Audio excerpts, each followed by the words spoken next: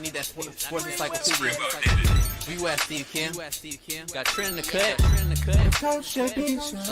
What are you? He's the best. Yeah. He's a master motivator. I'm a master motivator. I ain't no regular ass motivator. I'm a fucking master. Coaches tried to make practice so hard that the game was less intrusive. Like they coached you that way. Like people think, well, they were just yelling. No, they were trying to put you under stress and put you in under duress so that when you got in the game, you could mentally handle adversity. If you go through JUCO and you make it out of JUCO, you can make it anywhere. I respect the hell out of you to see that you're doing what you're doing and still doing what you're doing for real, the way you do it, man. From day one, you had the same enthusiasm. You keep the same enthusiasm, and it's fucking contagious. In my opinion, I think Shedeur Sanders is the best deep ball in college football.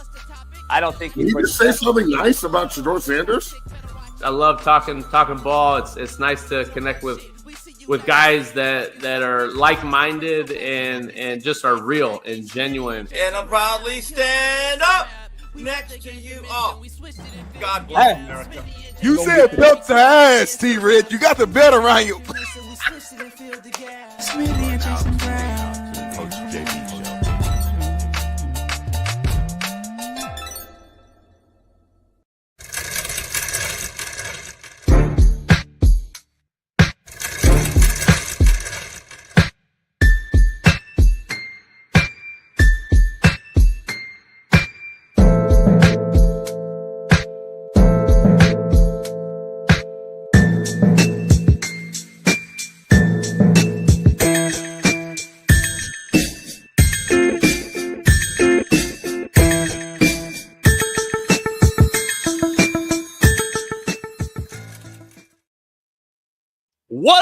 What up? We're in the building live. It is Talk That Talk Tuesday. So talk and I will talk back. Steve Kim joins us.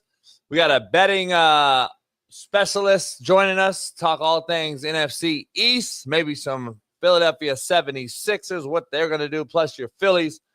And my Doyers look like they're headed right for a showdown in the National League pennant race. We're going to dive into that as well as Eaton Shander joins us. So we got a lot going on, man. We are live in the building. Pound that like, subscribe, become a member if you're not one. And make sure when you walk in the door, wipe off your feet and tap the like. Join us now. We are in the building. Let's bring it in. Let's get going right to the topic of hand. You see the thumbnail, USC. Are they back? There's a lot of excitement surrounding the Trojan family as we enter the summer months. The NIL is strong. Very strong. Some say maybe the strongest in all of college football. I've been saying it for years. Why are there NIL not the best in America? You have Hollywood. You have fame. You got the #1 recruiting class in the land, finally. But still not a playoff game in sight. And that has been the way, the USC way, since Pete Carroll left for the Seahawks to win a Super Bowl. You heard me what I said? To win a Super Bowl. The key word? Win, which USC just hasn't been able to do since. They have hired a litany of guys who have had not a clue about L.A., the inner workings of L.A., the inner city of L.A., or California for that matter. Sark understood it, of course, being from here, had the issue that rubbed certain people the wrong way, was forced out. Lane Kiffin was just too young for the job at the time, in my opinion, and Helton was just way too far south. And to rub it in even more, the guy you made your interim head coach, Ed Orgeron, was told he wasn't ready to be a head football coach. Guess what? He went to LSU and only won a natty. How did that work out, USC? Now they got Lincoln Riley, another Southern boy who just hasn't figured LA out yet. Or has he? He has hired some experience on staff. He's got back to what USC Trojan fans are accustomed to, which is landing the nation's best football players. They got 31 commits for the 2026 football season, which ranks #1 per 247 Sports. They've hired a legendary son of Buddy Ryan to run the defense, and Rob Ryan, the brother of Rex, and has done a much better job locking down LA kids for this year's class going into next year, especially the backyard kids of South Central LA.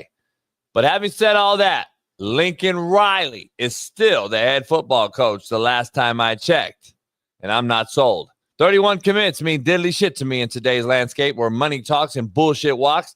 The summer months have started, and USC is nowhere to be found on the big board of recruiting, as schools like Bama and Ohio State have stayed steady and has taken over June and May and June in recruiting. But USC seems to be happy that they have the 26th number one class. Too bad without a signature on the dotted line, those commits mean absolutely nothing. But what do I know?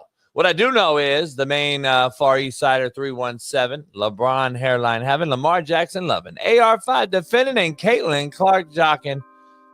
Big Smitty is in the building, ready to go.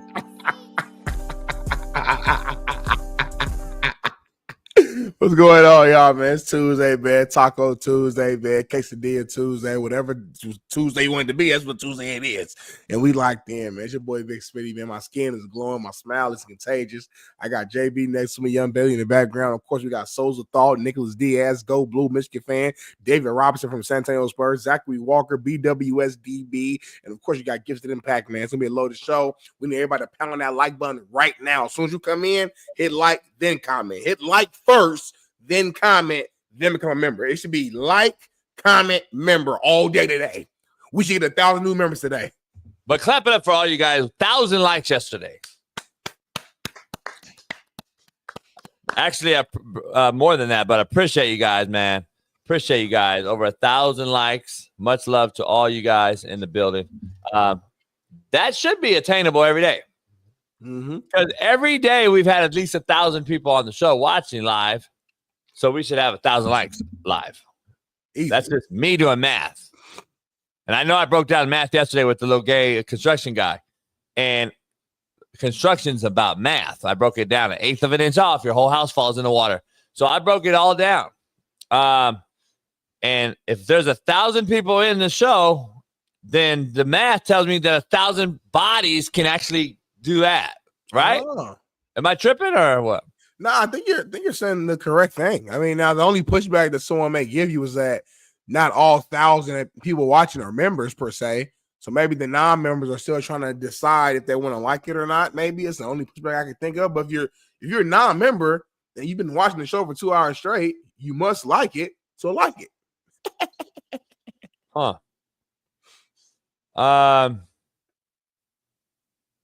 So you're telling me that there's just a bunch of dick riding haters in here that are watching without being a member, without hitting the like button. They just want to, they're trolling.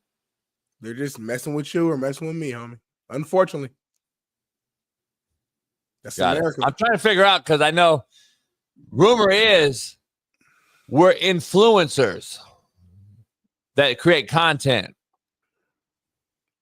So that makes us content creators. I'm all confused. I don't know what I am. So you're all that. Yeah, I'm trying to figure it out. So if I'm that, then I should be the Speedo cat and get 600 mil. You could be that, but you got to be more consistent, post more, and find the thing that your audience really is connected to and do that more. Whatever that is. I think your fans like when you cut people out. So I don't know what that is. I don't know what that is. That's the problem. Cut people out all the time. The thing I'm seeing trending everywhere, I got homies sending me videos again. It's back. The EA Sports college football thing. EA Sports, I tell you, you fucking post me. I'm coming after your bitch ass this year. So whoever fucking put this get it to EA Sports. Everybody tag EA Sports every time because I need EA Sports to just tweet it one time. I'm fuck them. Oh, so you're trying to set them up to where they accidentally just end up retweeting it or reacting. And you're going to use that as leverage so you can go. That's some BPS, homie. That's cold-blooded. Everybody just fucking drown EA Sports. Tag them on everything. Every time you see it, just tag them. Tag the motherfuckers, man. I don't know what happened last night, but I feel like last night was like the day where like all these videos when I create my 2026 football team and we lose in the first game, when the Ball State quarterback throws 3 picks in the first. I've been seeing every video, and it's you that's cussing people out. And McAfee, no, I'm not coming on to talk about it this year. I don't want to talk about it this year because I already talked about it last year. I don't need to talk about it. I posted on my Twitter, on my story on Instagram last night. Yeah, I tagged EA Sports, Smitty. I said, don't fuck post me this time, motherfucker. Dog, there's no way, Smitty. Bro, you hustling backwards. You should be reaching out to EA in a positive manner. I tried let's find a way to work together for your brand name. I tried that, homie. You didn't do it good enough. I didn't. You're right, because they didn't. But that's how the big conglomerate fucks you. So fuck them. Because I did try it your way. I tried to be nice, more honey than vinegar, blah blah blah. I went straight at him. Went at like 4 different big wigs because my boy used to work at it. I introduced him to him. He created the fucking game. He made EA Sports Football. I introduced him at the Pump Brothers.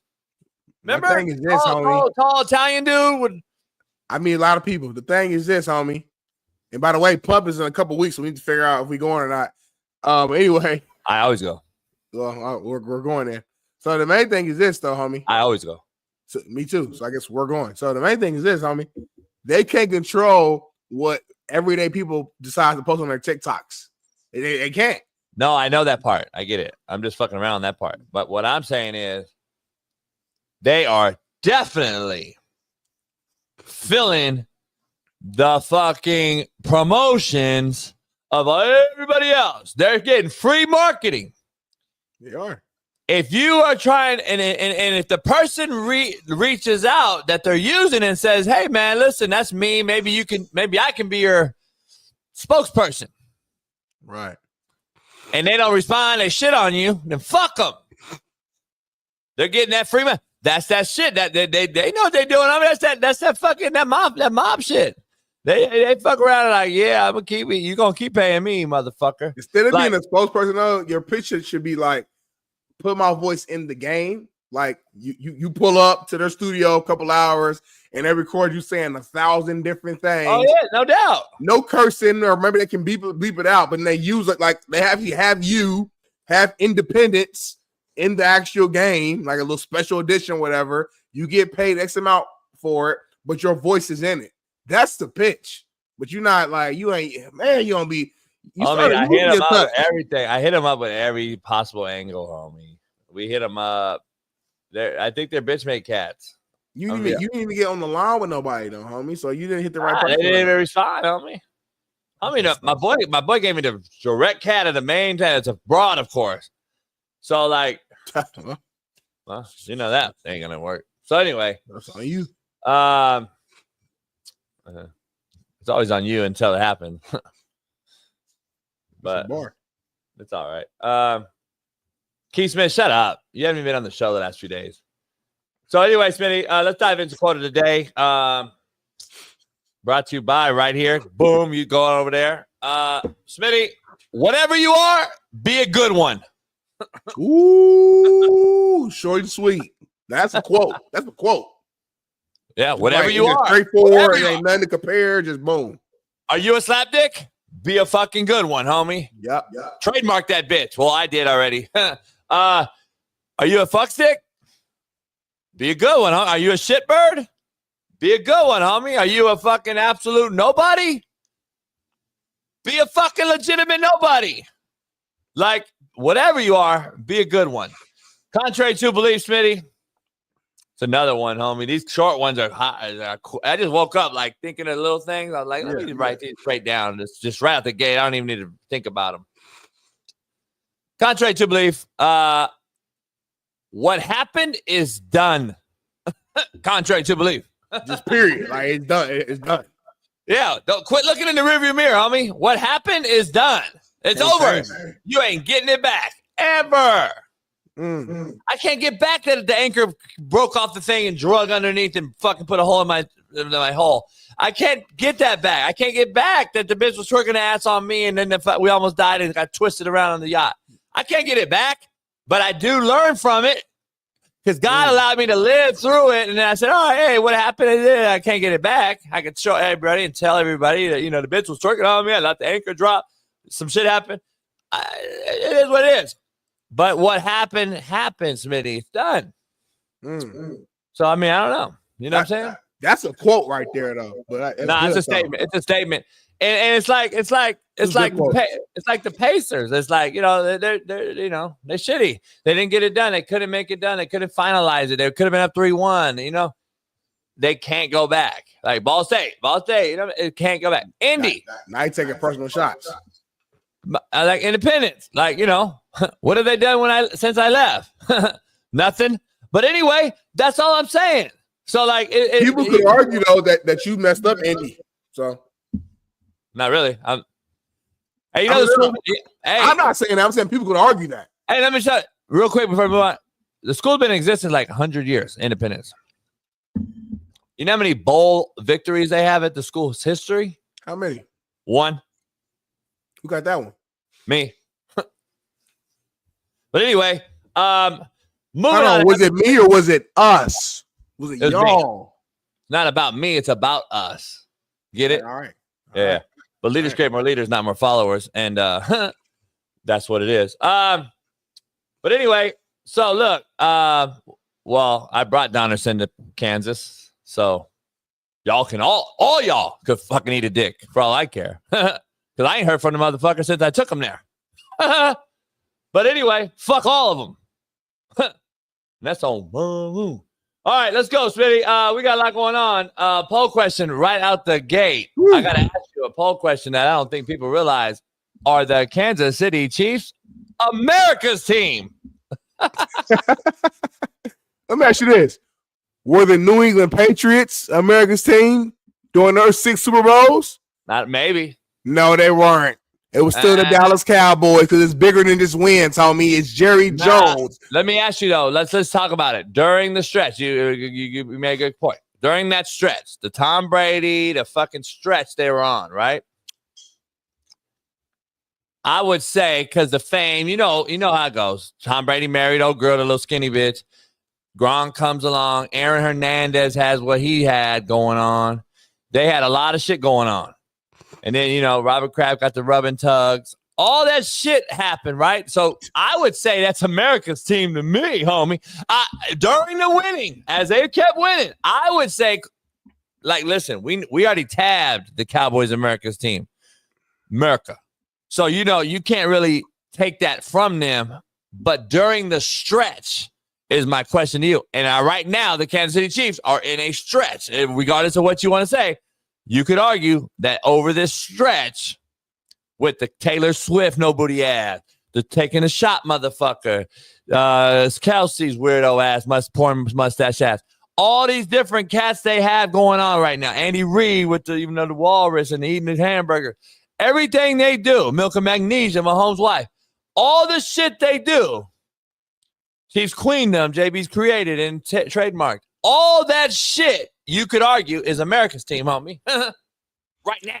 That's a really good take, but my argument is this. So you're saying that America's team just shifts every couple years? No, I'm not saying because I don't agree with that. I think the Cowboys are still America's team because it's bigger than just wins. It's about how do you move the needle in terms of conversations, discussions, debates, TV ratings. What do TV networks do when it comes to rundowns and topics? They talk Cowboys a lot. Why? Because ratings go up. It's proven. Something about that star on the side of your helmet is untouchable. It's Jerry Jones. It's the media. It's the negative stories when it comes to just contract negotiations and guys holding out, getting in trouble. The teams having good seasons and thinking that this is the year, but then falling short. They control the media, the sports media, when it comes to just storylines. And I just think until Jerry Jones walks away, I think the Cowboys will always be America's team. But I completely understand what you're saying and why you're saying it with the Chiefs. When I look back, I'm just trying to think. When the Patriots were having that run, I don't recall us as collectively feeling like the Patriots were America's team. Maybe we weren't. I wasn't paying attention. I just don't collectively remember that being like a thing. So to my point, or to that point, that's why I still got the Cowboys as America's team. But I love your take though. So I mean, they're all because they've been tabbed that though. Like if we could play a game and I can tell you and I could ask, want to play a game, and there is no team called America's team like that. That hasn't been that. So we just started fresh. That wasn't tabbed in the 70s and the Cowboys go on that great run and all that shit. Why would you call them America's team today, though? Would you call the Chiefs America's team? I mean, they're most popular right now.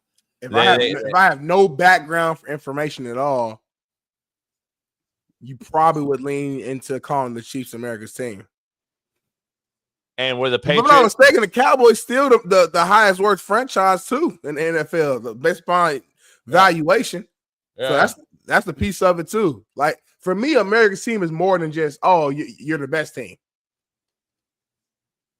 That's all I'm saying. Like for example, so let's say Philly wins again next year. They go back to back.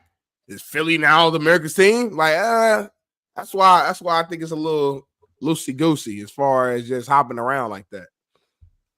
I get it. I'm just saying, like, we know that you're listening, but you're not hearing me though.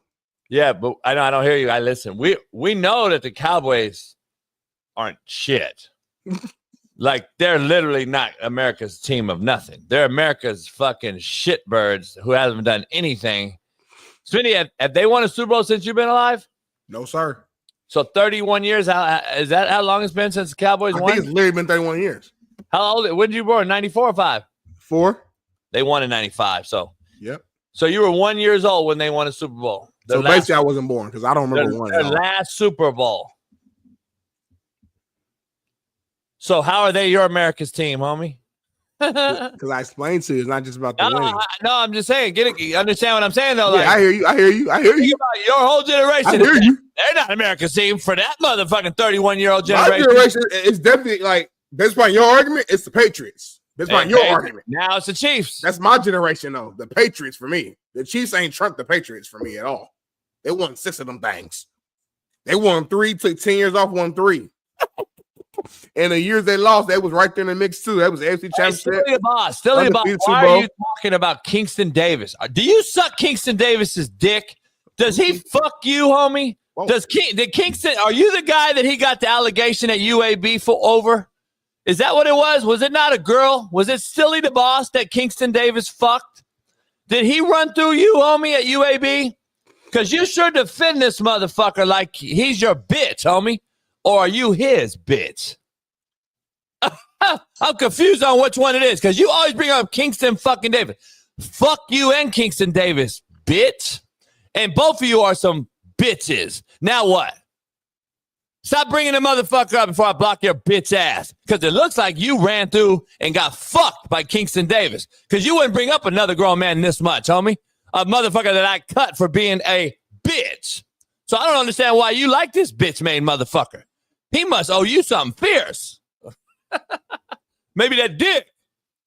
But anyway, moving on amicably, as Smitty sips his sippy cup, we got a lot going on today. And the question, Smitty, is USC, are they back? That's the thumbnail before our main man joins us. We're going to really dive into that here soon with Steve, but I'm going to go into it real quick. My thing is this. If USC is back, then we're saying this. We're saying that they got 20-plus NFL guys on their team. We're saying they got multiple Heisman winners on their team. We're saying that they're going to go undefeated or maybe lose one game this season. We're saying that they're going to go out there and win a national title. We're saying that they're going to have all the superstars on the sideline from the West Coast and all the movie stars and actors there. When you say if USC is back, that's the USC that I remember because that's the USC that made me a fan of college football when Reggie Bush was there, when Matt Leinart was there, when they lost to Texas, when they won the year before.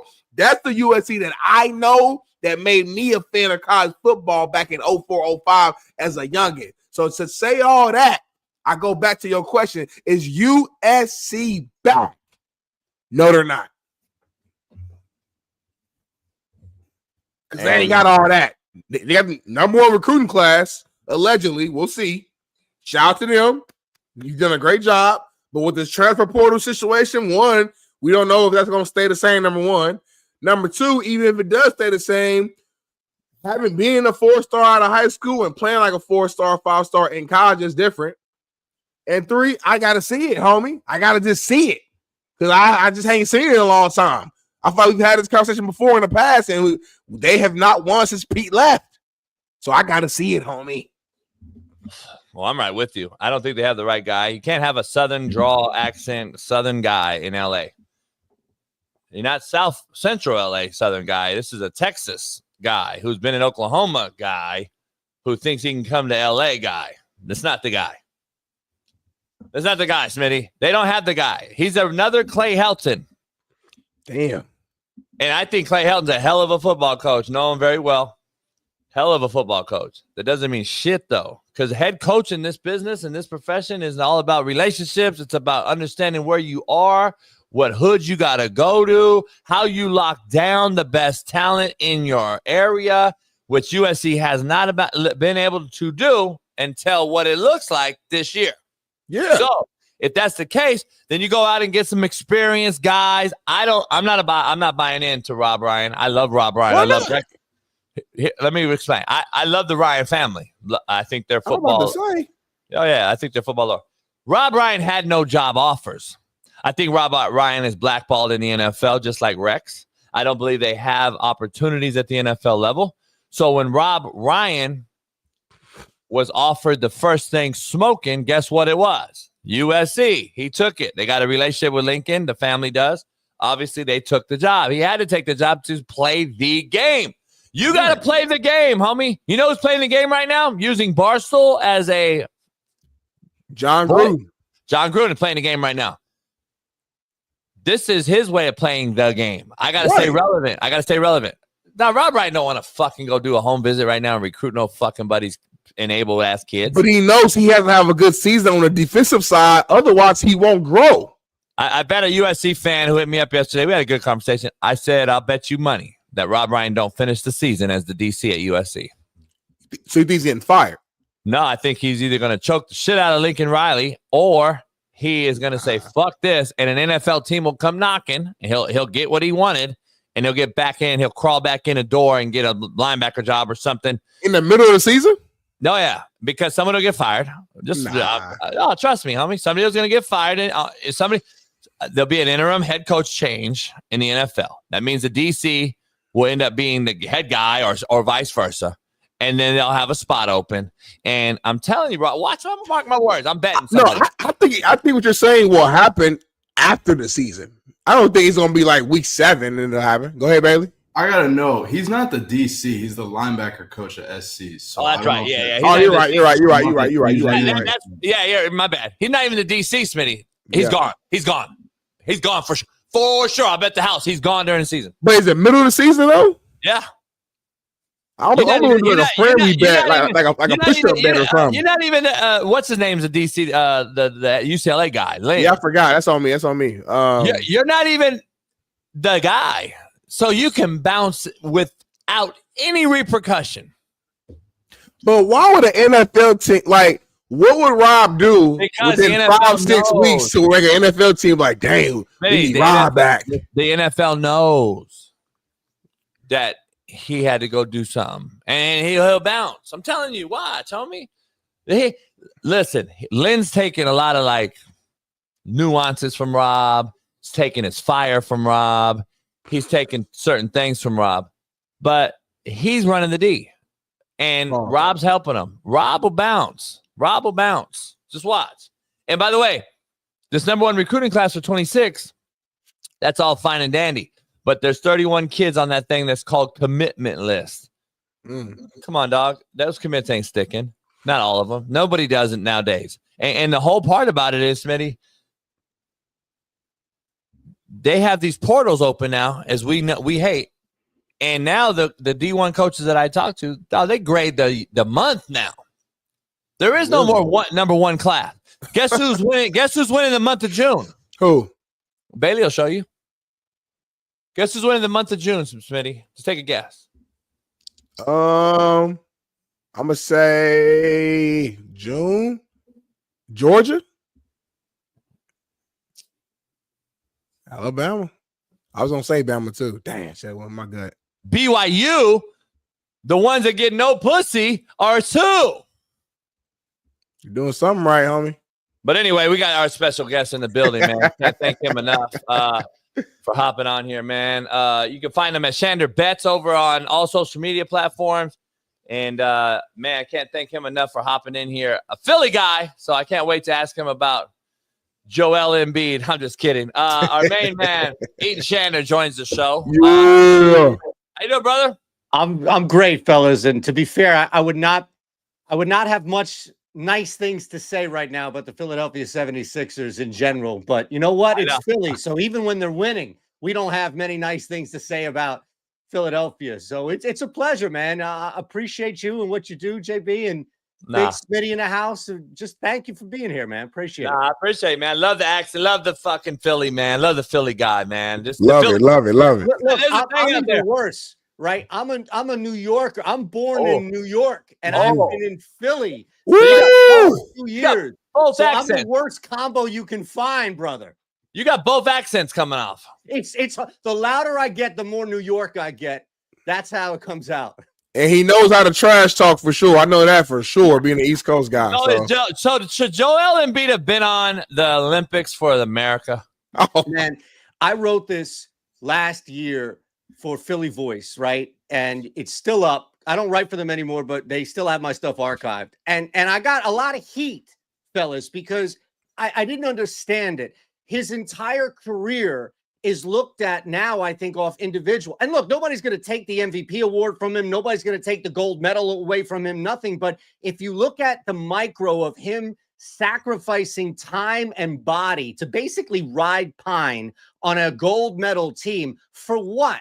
To be part of a championship? Do that shit in the NBA, cuz. Get out of the second round. Stay healthy. Treat your body like a true temple. And we saw this when he won the MVP. It was just doing everything you can to get to the finish line. And then you look up and you realize, oh shit, there's another finish line. That's called the playoffs. You can't put everything into the offseason like the Olympics. You can't put everything in to winning an individual award if you're going to be out of gas come the postseason. And that's Embiid's legacy. Embiid is Greg Oden if he were healthy, or these other guys if he were healthy, but he's still not healthy enough. I'm with you on that, man. I hear that. My only pushback though is like I feel like winning an Olympic gold medal was like one of the highest honors for a big time athlete. So it's hard for me to give him pushback or go at him for wanting to get a gold medal. Like I'm sure in the moment he's not thinking like, oh, me playing in the Olympics is going to mess me up for the playoffs. Like it happened, so we can talk in hindsight. We're going to look back and like, see, you should have rested. But at the same time, we've seen him rest and then still get hurt. We've seen him play most of this. Like he just gets hurt. I don't know why. I don't know if he's out of shape. I don't know, but he just gets hurt. I don't know if the Olympics was to blame for that. So here's the thing. I don't blame the Olympics. And I think that if you look at somebody who even has somewhat of an injury history, like Kevin Durant, for example, right? I think that it rests a little bit easier. So let me clarify. I'm not saying that Joel Embiid's season was derailed because he went to the Olympics, but because of his history, which you laid out perfectly, because of this, I mean, right back to Kansas, right? Like because of the fact that he is always hurt, I think you have to treat him a little different.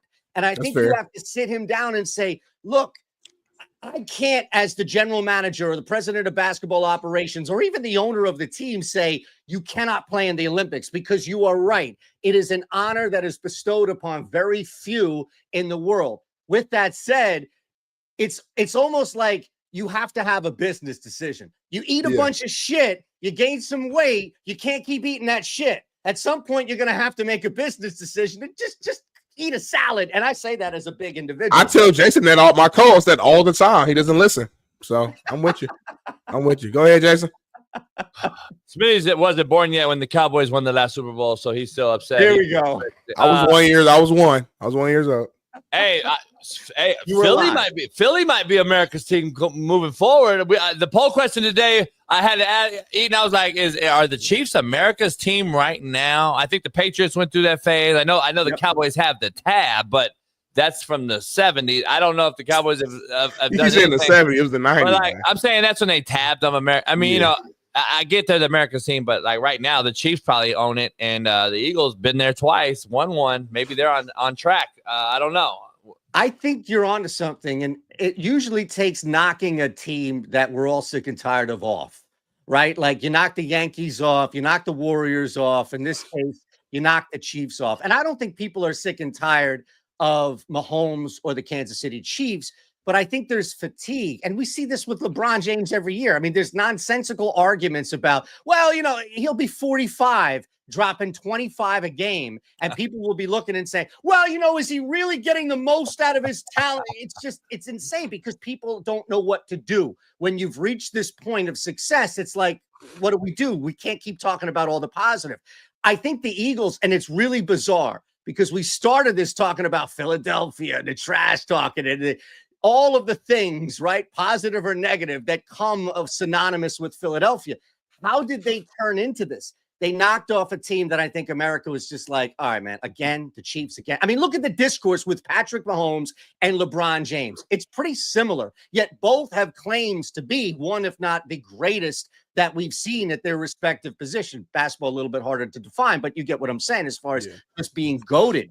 And yet there's still conversation. It's almost like, you guys know this, when you hear about the quarterback and anybody who comes out with a list, it's almost like Mahomes is begrudgingly thrown in there. Oh, yeah, we got to put Mahomes in there. Like, you got a top 5, you got to put LeBron. It's no. These guys are incredible, and the talent is there. But I think it's shifting a little bit, and it's bizarre, and dare I say almost ironic, that a team in Philadelphia who is the first to be pointed at and saying, look at those guys, look at those crumbs, look at those bums in the stand, has turned into this lovable winner right now. Yeah. I also think, and we could talk about it, but I also think a ton of this has to do with Jalen Hurts and how lovable he is as a human being. No doubt. Sure. I want to dive around all topics because you guys right now are the hotbed. The Phillies are hot. The Phillies are a team to watch. We're in LA. My the Dodgers here, defending champs. I'm putting the house that they're 22% odds-on favorite to win it all. That means 78% have someone else winning. Right. I'm taking the 22% Dodgers to repeat. I'm putting the house on it. I think they're going to play the Phillies for the pennant, though. Probably. At this point, the Phillies are more, I think, banged up and maybe a bat away from reaching their true potential. Bryce Harper being hurt. It's hard, fellas, because baseball is a tough sport to quantify when one guy that's not a pitcher is out. Yet I think Bryce Harper is the best example you can find, which is it's not just him in the lineup. It's his presence. It's his impact in the clubhouse. And he's not just a leader. He's a magnet. And baseball has these guys. Harper isn't the only one, but the Phillies they die. Like, it's like the old Indiana Jones movie. When Bryce Harper's not on the team, if he's hurt, he's not, somebody just dives in and rips the heart out of this club, and they're looking around like waiting for something to happen. I think clearly you saw Aaron Nola take a step back. The pitching needs to step up a little bit. We haven't really talked about year in and year out the starting pitching because there's been a little bit of cruise control there, but I think they make a move for an outfield bat, and I think that solidifies this lineup. Look, the Dodgers are really difficult, and they're a tough, really tough Rubik's Cube to solve when you're pitching them, right? You can't just say Zach Wheeler 3 times in a series and there you go. So that's going to be the difficulty right there on a head-to-head. But the Phillies also have to get there. And I think the biggest concern we have right now is back end of the bullpen and also generating runs. So if we can look at those, JB, and kind of address those two scenarios here in Philadelphia for the remainder of the year, which is finding some healthy, happy medium. Don't rely on just generating small ball or home runs. Like, you have to have some sort of balance. And then the other part of it is just some sort of confidence in the back end of the bullpen, because that would undo them. But man, they've got some talent when you look at 1 through 6, 1 through 7. I think we got both Hernandez's out right now. Max Muncy, we don't know yet, but I think he's done. And then the pitching, we have 16 starting rotation, 16 different starting pitchers this year. I think Roberts has done his best job, actually, as they still hold on to a 7-game lead in the West, which started off pretty good with the Padres and the Giants right there. We'll see what happens. I think the NL is going to be a tough out. I mean, the Braves haven't been what they were. The Mets have kind of been up and down. We'll see. It's going to be interesting. But who knows? I don't know. But let me ask you, how much betting are you diving into? Because I'm in this shithole fucking state of California, which I love dearly. My boat's here and everything else. I love the pussy and the food. But, like, I want to ask you. There's a lot of both. Yeah. I'm going to get into Philly steaks in a minute. But I got to ask you, they're trying to ban even the DFS here now. I know. That DraftKings, FanDuel, everybody, they're trying to get rid of everything here.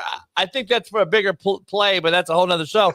Where are you at with the betting right now? What do you got going as far as that goes? And I need to get get you on Well, more. do you want bets or do you want to talk about the bullshit that's going on surrounding the betting world? Bullshit first. If you know any insight, give me the bullshit, and then we'll talk some bets. Yeah, so I think anybody who bets knows that you pay a vig. It's juice. It's you have to pay a price unless you're getting plus money back. But if it's minus 110, 130, what have you, you're paying essentially a fee. I always call it's like an ATM fee. You're paying a fee to place a bet. So what the government has done is they've looked across the board and they've said, well, we need areas. And look, this is a total nonpartisan statement. All right. I don't care who you vote for. You're an idiot either way. The reality is this. The government, every time the government works together, that's when you need to really start looking around and saying, oh, shit, we're screwed. Because when people from both sides of the aisle work together, which happens a lot, that's when bad shit usually happens to us. So the government, for the sake of brevity here, decided that they needed to charge basically a vig for betting. That there is now sports betting has become so widespread, it has become so normalized, except in California and Texas, I know, right? But in other areas, it has become so main. Look at DraftKings. Every commercial coincided with the league. I'm surprised that Caitlin Clark or Angel Reese aren't sponsored right now by DraftKings. But the point is that they looked at this area and they said, there's money on the table. We can't just tax these people, bettors like you and I, like they're taxing sports books 50%, 51% of revenue, but there's extra money out there. We can charge poker players. We can charge professional bettors, essentially a vig, juice, 10%. If you make $100,000 and you lose $100,000, guess what? You're paying $10,000 in taxes. That's just like if you won $100 bet and you lost $110 bet, right? You're down $10. So you're down 10% when you break even. That's their way of limiting people that make money off of the books, people that make money professionally in poker. And it is going to creep a little bit into the DFS world. I don't think as much, but this is just them looking and saying, wow, there's money on the table here. We can take money from an area that's generating billions of dollars. They did it with weed. This is the same thing. They did it with weed. And you know what? You'll probably see we're probably 2 or 3 years away from like there being 50 Kalshis, and DraftKings and FanDuel is kind of hanging around, but you know, everybody's running. Your buddy is running a Kalshi now out of his bodega down the street, right? Like that's what we're, because the exchanges are going to be the future. And dare I say, there is a member of the Trump family who is on the board right now of Kalshi, and Kalshi looks to benefit the most from all this shit. So that's a little bit of a crash course of what we're dealing with. Damn. Yeah, that's it's crazy. That's why Vegas don't lose. They're gonna win their money, no matter what. So we'll see. And you saw who's pushing the Fair Act bill, right? It comes right from Vegas. The congresswoman, I believe she's a congresswoman right from Las Vegas, is basically pushing the rebuttal bill. I think you have less to worry about in California. I think California is just dick hard on trying to remove shit that isn't really a problem right now, but there's lobbying. And what I don't get is who's lobbying against this, because it's not like DraftKings and FanDuel are legal. So my look ahead would be DraftKings and FanDuel are really pushing to get betting legalized in California. And they're doing what they did in Pennsylvania, which is essentially lobby ahead of time to remove all of the DFS, all of the platforms that get in the way, except theirs. Yeah, that's a good point, man. That's a great take. Wow. I don't think people realize. You didn't think I was that smart being from Philly, New York, right? Oh, no, I was impressive. I'm not going to lie. I already knew. Here's the thing. We rather see fucking dick swinging playing girls in sports here. So that's all I'm saying. But that's a whole nother fucking thing. But repeal that shit? No, fucking Newsom fucking fought it last night and denied it. Oh. That's right. He wants to keep boys and girls sports, by the way. So he's going against Trump and everything else. It's a joke. But those two would go against each other if it was like their own family they had to go against. He wants to be the president. You know, he wants to be the president, so he ain't going to fucking legalize shit here. So, but remember, though, you made a point I was going to make. California was the first one. Legalize weed, the crime will go down. Well, the crime's gone up fucking 20-fold, you fucking idiots. But anyway, I don't want to get into that. So some betting real quick. There's some betting going on as we head into All-Star Weekend with baseball. I just wanted to get into when do you start betting for the big time into this thing for October, as baseball is basically the only summer sport? This is the dead time of America. We have no sports other than baseball. And if you're in Miami, you get 400 people to show up to a Marlins game. Yep. So where are you at as far as how you betting? Are you just betting anything, or are you just doing it strategically and it's baseball only right now?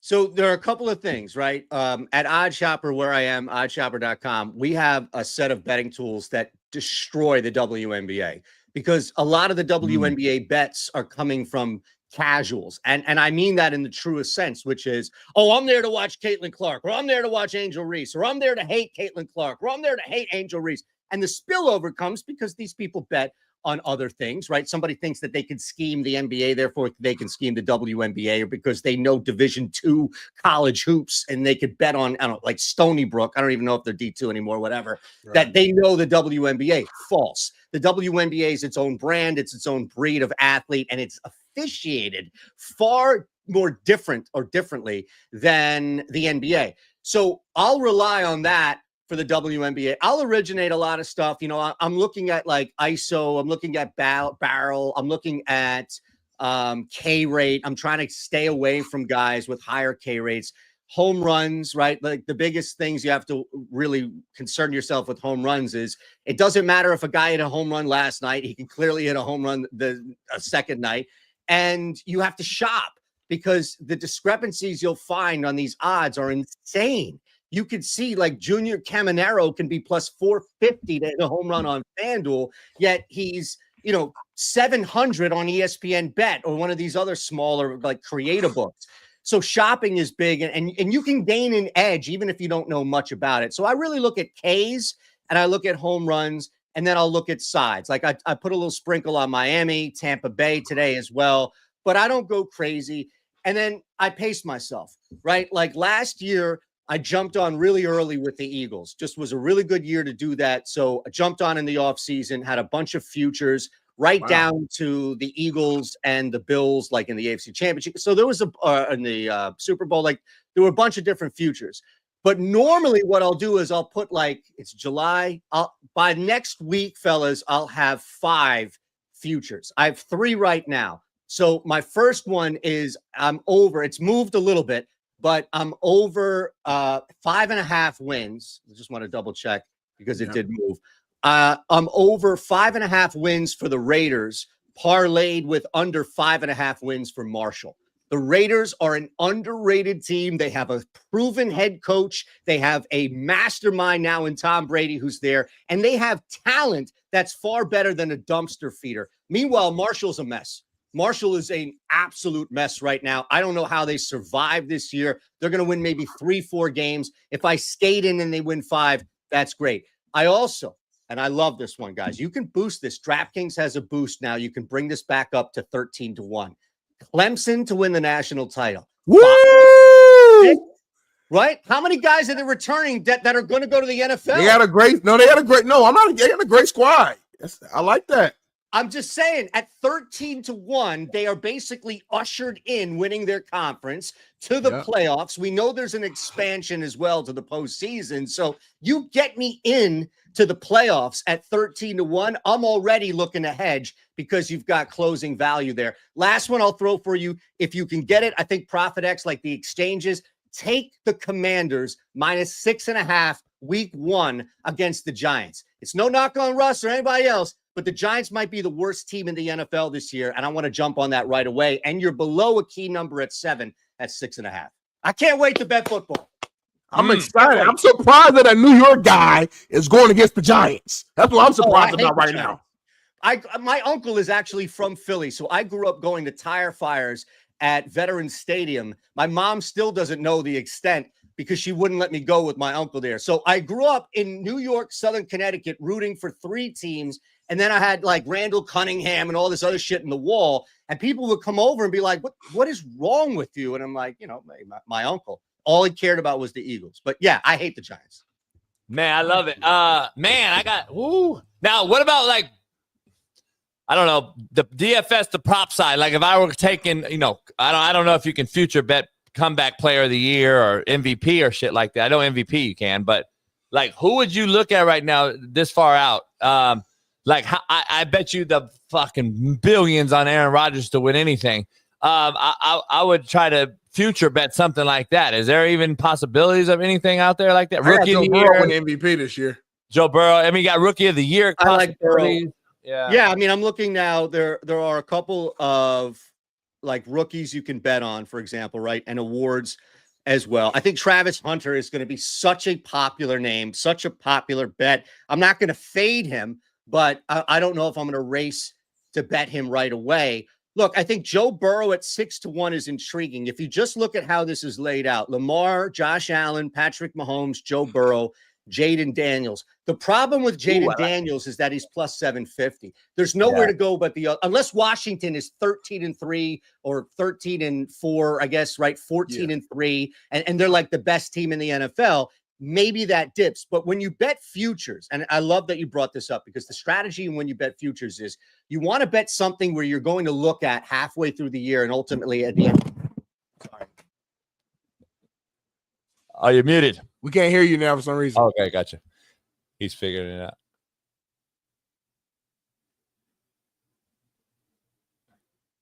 You're good. You're all good. Take your time. Take your time. Everybody hit that like button. Hey, I knocked the mic over because my New York arms were moving around. I love it. You're back. Freaking thing fell down.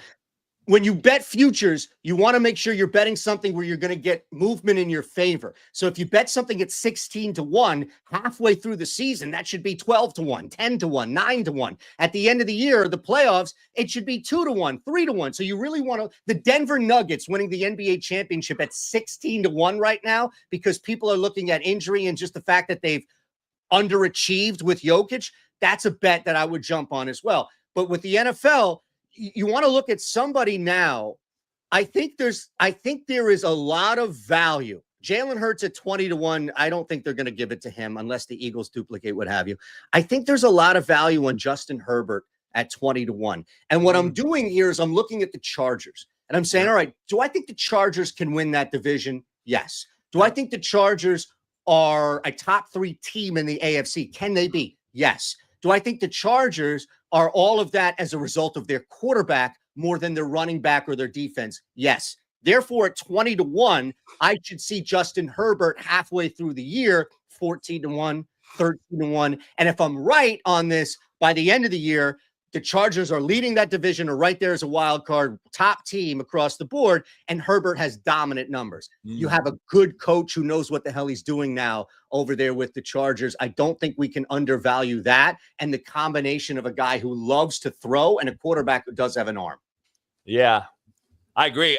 Smitty, Jaden Daniels, sophomore slumps. You know me, a quarterback guy. I think sophomore slumps are a guy. I stay away from the sophomore guy. So I'm going to stay away from Jaden as much as I watched him growing up here, and I love him to death. But I'm betting the house on CJ, though, this year, year 3. Not a bad bet. 25-1, I see. 25-1. Yeah, it's not a bad one. Man. Yeah.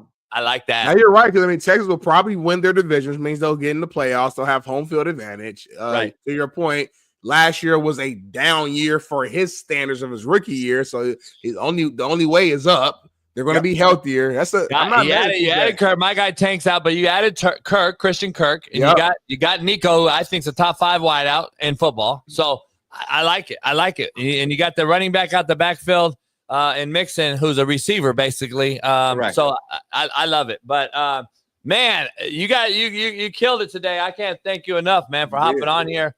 We got to have you on during the season, hopefully. Anytime.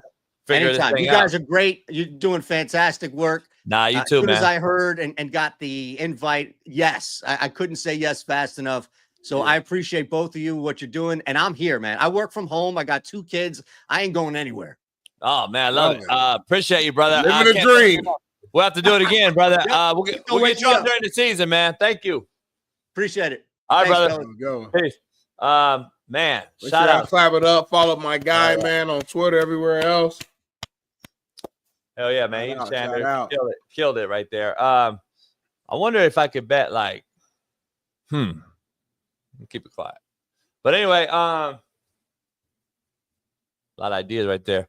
But honestly, man, I think it's time to do a commercial, and then we come back. We're gonna have Steve Kim. I thought you've been frozen the whole show. What you mean? Because you just been sitting there. My boy sent me a text message, and he said, "Tell Smitty to back up. He looks like he's on a mugshot." He sent me a picture, and it has you like. I like that. You look like a little boy. A little boy? Like you're like. Well, I only do that when I'm like, if I'm like typing something, I'm trying to read something. I'm sitting back chilling today. I got my mic right here in my hand. Do you need glasses? No, I got contacts. I can see way better than you with my contacts on. With my contacts on, I can see way better than you. That's a fact. No, you can't. I have the best vision. No, you don't, homie. I know the real. I talked to your eye doctor, homie. But now y'all was talking like y'all was diving into baseball, and that's your sport. I'm more of a hockey guy. So when you dive into baseball, I kind of let you dive into all that stuff. So can we do one white person shit before we go? Let's do a WPS, and then we'll do a break, and then let's do that. Brought to you by First Round Performance.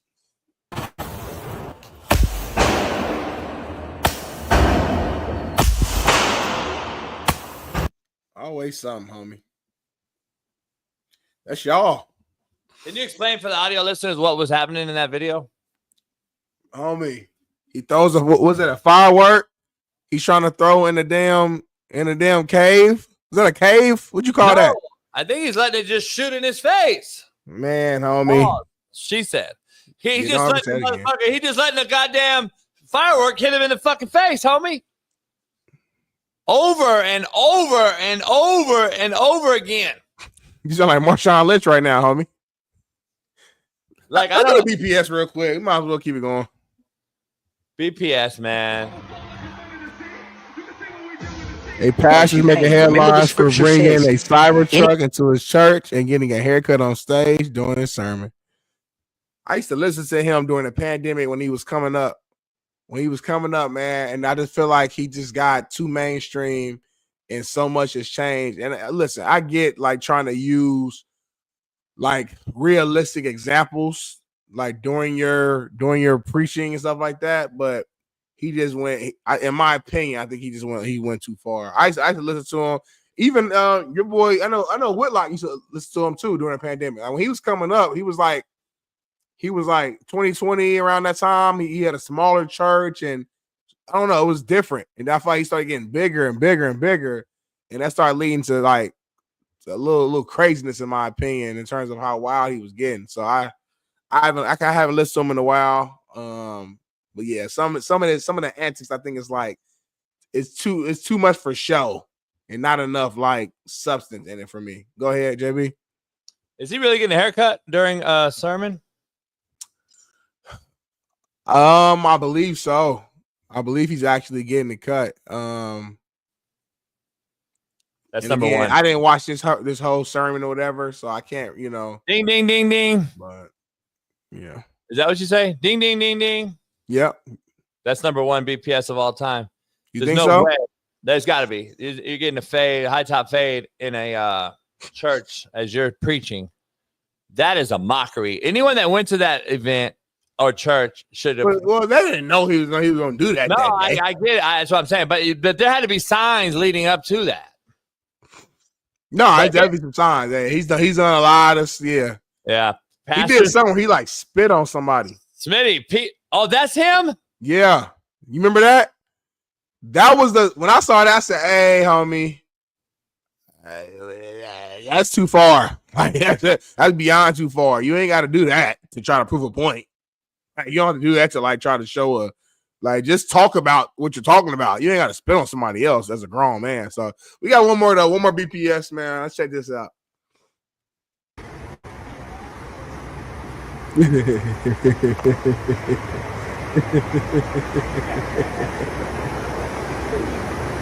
is Lil Boozy, man, with his swim trunks on. He said they closed the water slide twice when I got to the top after being waiting for an hour. So he decides to just go ahead and just climb the gate. That's what he's doing right now for the audio listeners. And it looks like he's about to just manually just go down this slide, which he did after they closed it down. Now this might be more BPS than what we just saw at the church, because the church thing is a little bit. The church thing is not. It's a lot there, and I know you're not familiar with them. He just do a lot of like. No, I get it, but I would do that. Showcasing and antics. That's some hood shit, though. That's some. But real, I would do. Shit. I do that. That's not. I know, but you got some hood in you. Like you grew up in Compton with nothing but brothers. So like, I would do that. I would do this. That's not the BPS shit. Is over the top. Getting a haircut and church. Nah, this is BPS, bro. You getting money? The slide down. What the hell you getting doing? money, homie? Climbing the fence. You working other black folks for money at the church.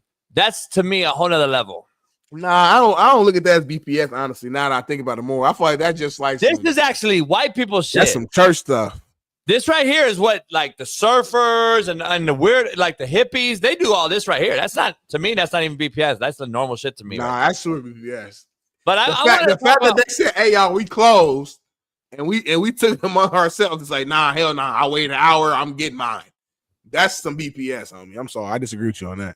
And I think I'm the one who can speak on what's BPS and what's not. So yeah, I'm speaking on it. I never tell you what's WPS and what's not. So I got you. That's what you mean. But I'm still gonna do it. Yeah, because you racist. But listen, I fucking forgot, man. But right as we started the show, 6 a.m., I have a new lead in every day, and it's the homegirl. Who, Melissa? Take a listen. Oh, good afternoon. Like I was telling you this morning, if you watched us this morning, starting at 6 a.m., 7 a.m. 6 a.m., homie. You know what? Today, what a beautiful day outside. It is just amazing. And so moving on tonight is we have to tell you also, like other news that's happening in the area and across the, the area. In the nation, let me tell you about this. A 4-year-old girl is actually dead. Another man is clinging to life. And we are just lucky. This weekend right here is so amazing. Meteorologist Craig Adams is right here with Craig Adams. Why did I say that? And of course, just like me, meteorologist Craig Gold is working a double shift. And so, he's in, and we've been tracking this. All right, tonight for more Saturday baseball, the New York Mets back in action in New York Series against their National League rival, Miami Marlins. You know how much we love the Mets. It has to be a parody. At some point, they're gonna just remove her and put she right there. She really got fired, homie. It has to be a parody, homie. She really got fired, homie. Shorty said, a 4-year-old, she's got killed. She's dead. But we got lucky. The weather's good. Like what? That's a real bitch. She got fired. That's a real who? Fuck, homie. Guess who? Who? Fucking white mom. I hear she got kids. We'll be back, man. Fuck.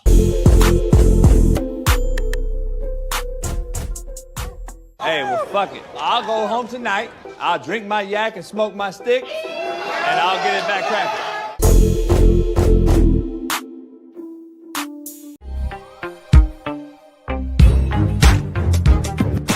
Here, this is the infamous one of the palm trees at Ash 8. Can't fucking believe you. See this fucking belt? You see it? Who just eats a whole fucking palm tree, man? You guys are fucking shitting me. Just fucking unearthed the motherfucker. Ate the whole fucking thing. Like, who eats a whole fucking palm tree? Like, you fucking shitting me? Are you fucking shitting me? Now, let's check now. Who did it? I'm gonna look at the fucking camera. Who fucking did it? Sit down. Sit down. Sit. Sit down. Now, do we understand each other? Excuse me. There is no more fucking up palm trees. I'm tired of spending all this money, and now I've created a whole fucking barricade for you. So I don't want to have to dig this bitch out. I'm fucking dead. I'm old. My back hurts. I'm fucking stiff as a porn dick. Come here. Sit down. Sit down. Boy, if you don't sit your ass down. Now, you come over here with me. Come on. Here's what I had to do to fucking stop you and I got a better, beautiful, bigger tree. So now we are shitting in tall grass, replanted it, bitch, soiled it up, put a little trellis in here, put a bunch of fucking stones, look like Stonehenge around this bitch. And now, Ash, are you gonna fucking try to dig this bitch out? Are you gonna do this? Are you gonna do this again?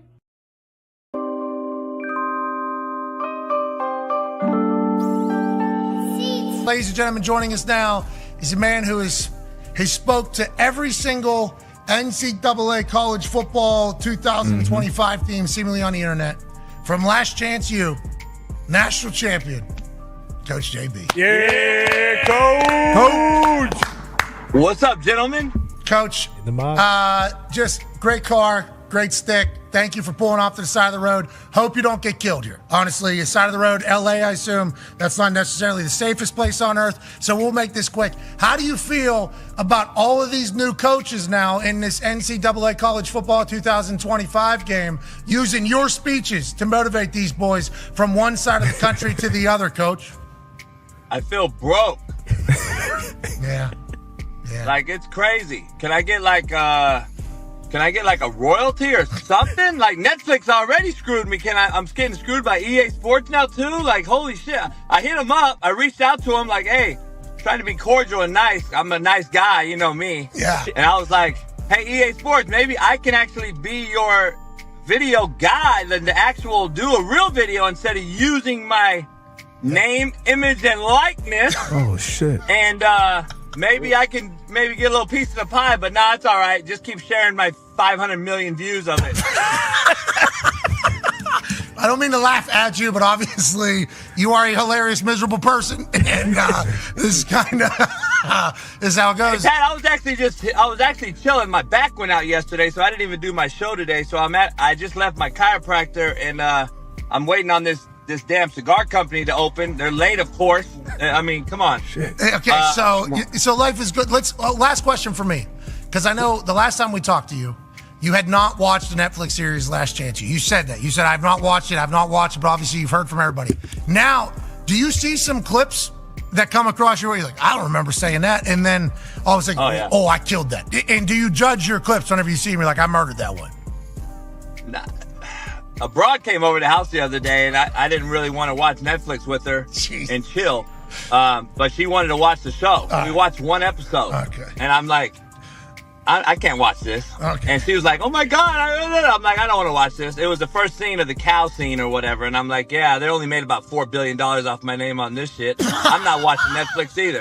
So I'm spiteful right now, Pat. I don't want to watch Netflix. I don't want to watch EA Sports video game. I'm like, man, and I can't even get 40,000 subscribers on my YouTube channel. Well, you're going to the moon. We appreciate the hell out of you, Coach. Hopefully it'll get figured out, and we know the Netflix and chill thing, what that leads to. Bad backs, chiropractors. We appreciate you. Ladies and gentlemen, Coach JB. Yeah, Coach.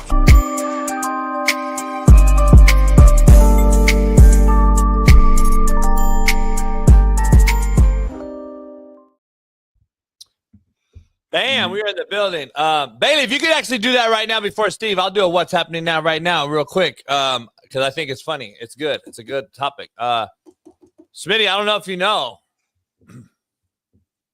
but like current event-wise, like what's happening right now, like for you, because you love the friendly skies and you fly often. I said, fuck flying, especially with Hamas out there. I'll never do it. But soft. That's you on the right. For what's happening now, Smitty, the airlines, all TSA are ending taking your shoes off. Let's go check in. Thank God. Oh, I hate doing that. It's so annoying, man. You gotta take off when you fly. You gotta take your shoes off, your belt off. Y'all wear Timbos and shit. Your hoodie off. Timberland. You gotta take your laptops out your bag. Your phone, your wallet, your keys, no map. It's like, golly. So one less thing to worry about. Thank you. And by the way, I'm tired of seeing y'all take your shoes off with no socks on, walking on that nasty floor with your nasty, dirty, stinky, bare feet on that nasty floor. So this is going to solve that. And I'm thankful for that because I'm tired. Ain't nothing worse than see some dirty, nasty, stinky feet walking across that floor. Put some socks on. Go ahead, Jason. So you want to save the 3 minutes to not take your shoes off and risk everyone's lives on the plane when fucking runs out there and has a fucking full-on goddamn device in his fucking Timberland boot? We still have to walk through a machine, homie. BPS, homie. Everything from head to the bottom of your soul. Y'all lazy, homie. You just lazy. You don't want to do it. Just say it. Just say it. I don't want to take off my shoes. I got fucked up corns. I got hammer time. I got my dogs are barking. I got hammer time. My big toe goes way over here. I fucked up shit. Just say that, homie. That's really what it is, though. Because a lot of cats, if you read this whole article, they're talking about like you just said, feet dirty. Fuck all that, bitch. I ain't trying to look at your fucking feet anyway. Where's flip-flops in, bitch? Little girl. They do wear flip-flops. They got to take those off, too. Yeah, that's easy, though. That's quick. Boom. You talking about shoes with no socks and shit. That's bullshit. Like, that's on you. That's a you problem, homie. Or flops with no socks. I'm saying, I don't try to see nasty, dirty. Y'all like to walk around barefoot everywhere. Shit's nasty, homie. Y'all do it at the club, though. No, we don't. Bullshit. That's BPS's number 101. 50 years, homie. Maybe BPS 101, homie. Every black broad in the club got their feet out. Stop. In the hood, ratchet ass clubs too. And I'm like, bitch, I'm supposed to take you and fuck. I be in the classy clubs, so I don't know. You been in what? I be in more classy clubs. I don't be in the hood, so I don't know. I thought classic club. I said, what the fuck? What's a classic club? Can you define it for the audio listeners? It's more high end, where certain nonsense you ain't got to worry about. The way we dress is different. Our vibe is different. Ain't no fights, ain't no shooting, ain't none of that. It's just good vibes, good energy, good looking people, smell good. Everybody got a little money on them. You know, that's where I be at. Go ahead, Jason. Can I ask you what's going on with y'all on the cruise ships? I don't know what you mean. I don't know who y'all is, so give me more context. JBstore.com. You can get your new merch. JB hat. Got it cracking. Cruise ships are like going down. I don't get it. Carnival. I'll never do a cruise ship. Hell to the motherfucking no. Never. Yeah, I thought about my homie said like a cruise is really fun. You can do a 3-day cruise out here, like in Cali and whatever. And like I'm sure it can be fun, but it's too much uncontrollable stuff going on there. So many germs. I probably won't do it either. That's the cutoff? What? The germs? I'm just adding things to the germs. You in the middle of the water for multiple days. You don't know who's driving it. It's just a lot going on.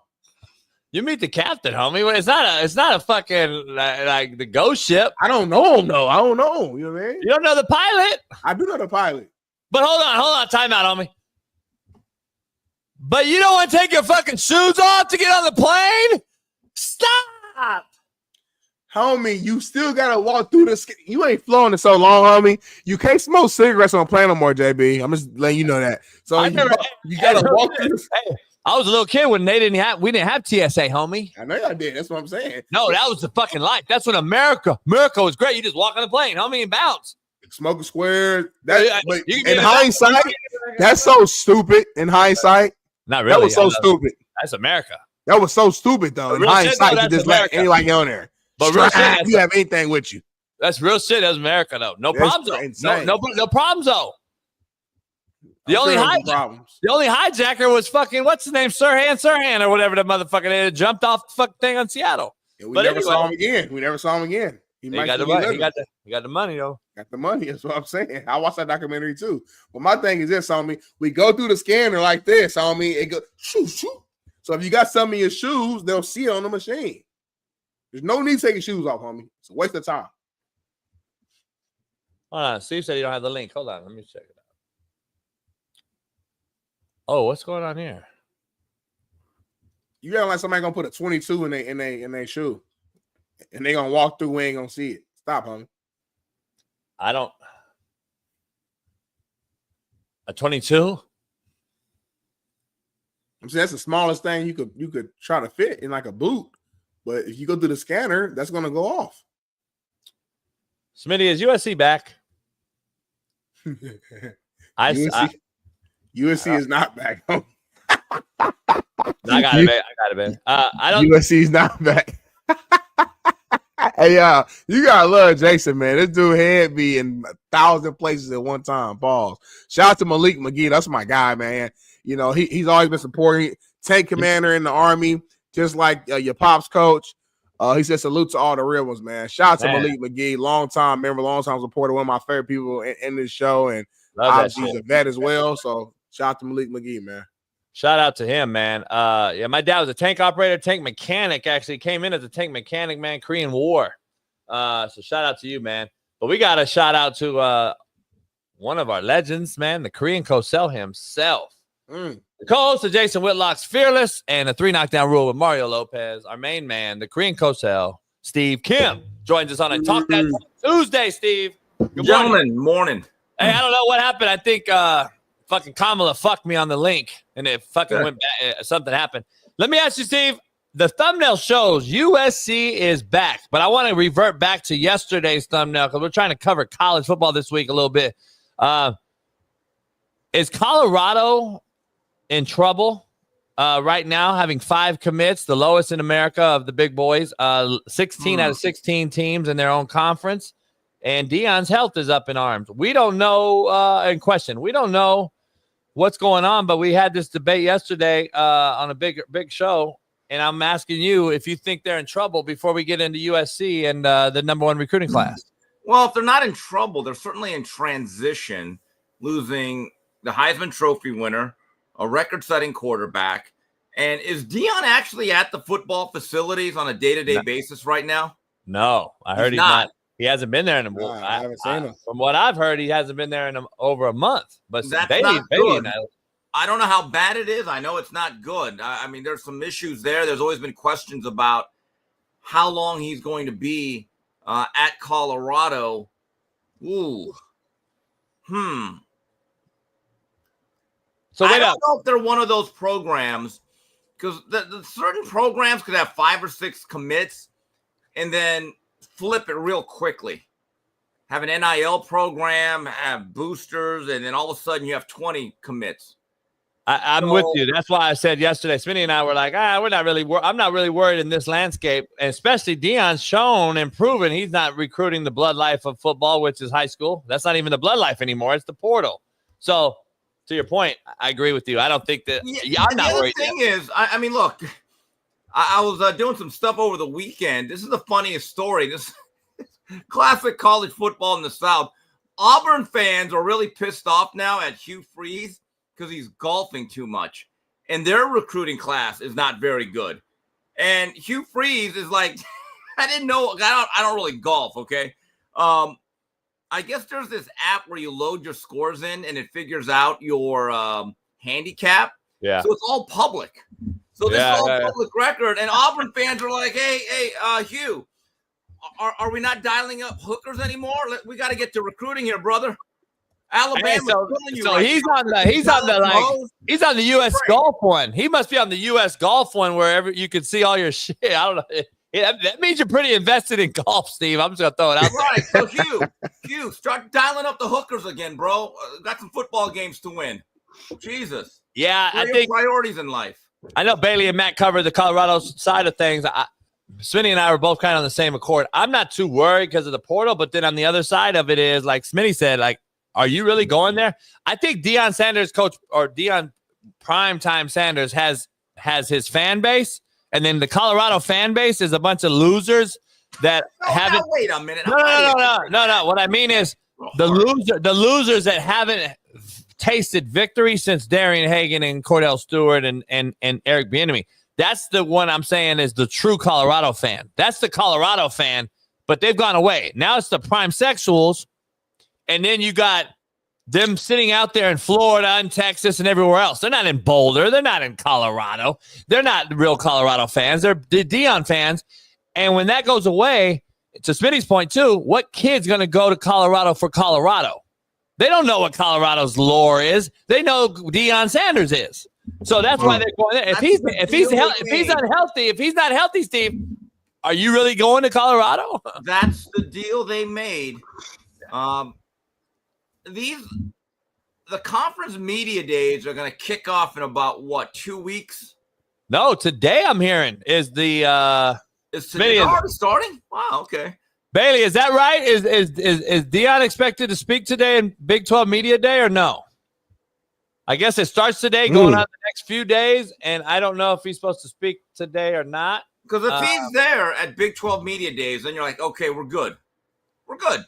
But one thing that's interesting about the Big 12, I like that conference. I think 1 through 10, almost any team can beat each other. I'm not saying they're the best conference, but I believe in terms of having a balance throughout the first dozen or so teams, but really the first 9 to 10, that's an entertaining conference. And the team that I'm looking at as the most fascinating team of 2025 is Texas Tech. They have spent a lot of money. They bring back their quarterback, Morton. They lose a great running back, but they've made up for it in portals. They've gone portal heavy, and they are this year's Ole Miss, where they're putting all their chips to the table, and they're saying, okay, let's make this happen. Let's try to be a football program. And they also now paid a lot of money for a 5-star offensive tackle. Texas Tech is trying to make a move. I find them to be a fascinating program out there in Lubbock.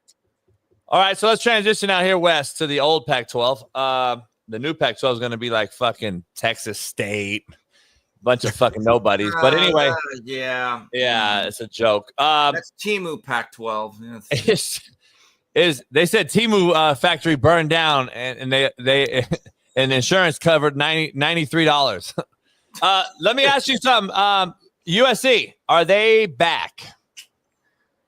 Well, in terms of recruiting, right now they have a very, very big class, over 30 kids committed. If you look at their schedule, they should be 4-0 going into Champaign, Illinois. They play, I think, Georgia Southern, Missouri State, then they play Purdue and Michigan State. I expect them to win those games. But then you look at what happens from September 27th through the rest of the year, there are very few layups. I think there's an Oregon there, there's a Notre Dame there, there's a Michigan there, there's an Iowa there. UCLA is still a rivalry game. Look at the back end of that schedule from September 27th on.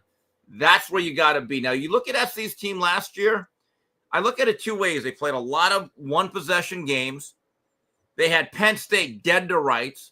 They should have beat Michigan if their safety makes a routine tackle. But at the same time, they lost to Maryland and Minnesota. They got 3 M's. So I'm like, what team is this? I have a question. Do you think Jaden Maeva is a Lincoln Riley level quarterback, a guy that can make a run at the Heisman? I don't. See, I don't know. I think the family, the lore. I know. You know, Rob Ryan has a connection with the whole family. He went over to the island and got the best backer on the West Coast in Hawaii, which is a Maya Leva. So I don't know, Steve. I'm curious. I'm kind of with you. Is he going to be able to process and do all the things that they do on a high level, RPO, fast pace, all that stuff? Then he went out and got an experienced group of guys. I don't think Rob Ryan makes it through the season, personally. I think he's not calling the game, so he's not game planning the defense. He's helping out the guy, what's his name, Lynn. He's helping Lynn out, but he's not – he can go. So when an NFL coach fires somebody this year, I think he played the game long enough to get back his name back in good graces, and he's going to say, all right, I can do it.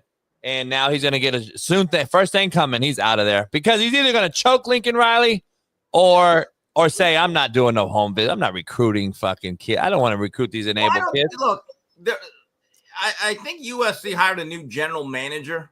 Yes. So I think all programs are getting their version of that. And there's absolutely an emphasis, since they're now in this big, rough, tough, deep conference, they are now focusing in on the trenches and body types. Specifically inside, defensively. You got to get the war daddies, and those guys are very, very hard to find. They are a rare commodity. In the days of Lincoln Riley letting his defense be neglected, being too small, getting shoved around, there's a concerted effort to make sure that doesn't happen anymore. Yeah, I was going to fuck, what's the guy's name? Who'd they hire? Smitty's got BPS internet. I'm back. I'm good now. Sorry about that. Who'd they hire? What's the guy's name at as the GM? Oh, Chad Bowden. Yeah, that's Chad the guy. Bowden. The GM is a joke. It's a mockery. Oh, come on. Well, wait. Why though? Why is it a joke? What is it? Coach, you probably didn't need one 30 years ago or 25 years ago or 20 years ago. But in an era of a transfer portal and basically having your own version of a salary cap, and with all this player movement, the days of a coach basically being his own GM and CEO, I don't think you can do that job anymore.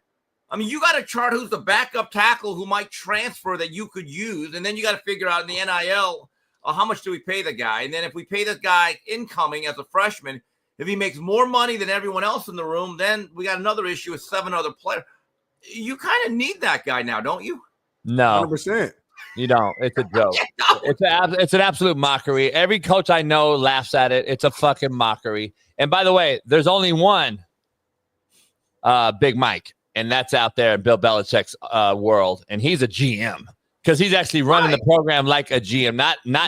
That's he's doing GM. Everybody got. No. You're showing favoritism because that's our guy. He's on our show, and you like him. No, I'm not because he's actually been a GM, Smitty. Like I don't think you understand the title of this thing. GM means general manager. These guys are hiring in college football to give them that title have not a fucking clue what a GM is, and it's just a glorified what Steve just explained. A guy to overlook everything. Guess what? Let me just give you a little thing. When the transfer portal started, we got access to it. Even myself got it at the JUCO. Guess what everyone did? Because Sark and everybody would bring me and give me the portal access so I can get kids that he told me about, or somebody Lanning or somebody would tell me about. And JB, these guys are into the portal. Get them, and let me get them from you in a year. You know what I'm saying, Smitty? That's how it worked. Guess what we did? 10 GAs, 10 young guys that are just grinders. You guys got the portal. Why all of a sudden is there a big old difference? So the GM's now controlling what? The money, Steve, is what you're saying? Well, I think they work. I would think that they work with the NIL collective, and then they work in concert with the coach. Like, coach, does this kid fit your system? And if he does, let me do the background check. Hey, coach, this guy's a grade point average of 0.75, but we could find him a major. Yeah, I mean, do you really think a coach has all this time to figure out? No, not a head coach. Players hitting the portal, and then they have to sift. No. They don't want to do that. That's why you put. That's why you put 10 grunts on that shit, and you give them an area. Grunts are just grunts. All right, so they do the grunt work, but now in terms of figuring out who do we like, who has a body type, who has a system, who has the twitch, who has issues, you do kind of need an upper management to figure out in concert with the coach who fits us. And then if Lincoln Riley can't be that guy, then he needs to be fucking coaching JUCO. Because there's no way you're telling Pete Carroll that he needs a GM to tell him who the fuck can go and who can't. And by your logic, why does Bill Belichick have? Right, exactly. No. Listen. This is that's why I said Lombardi is a whole different animal. He actually is a GM.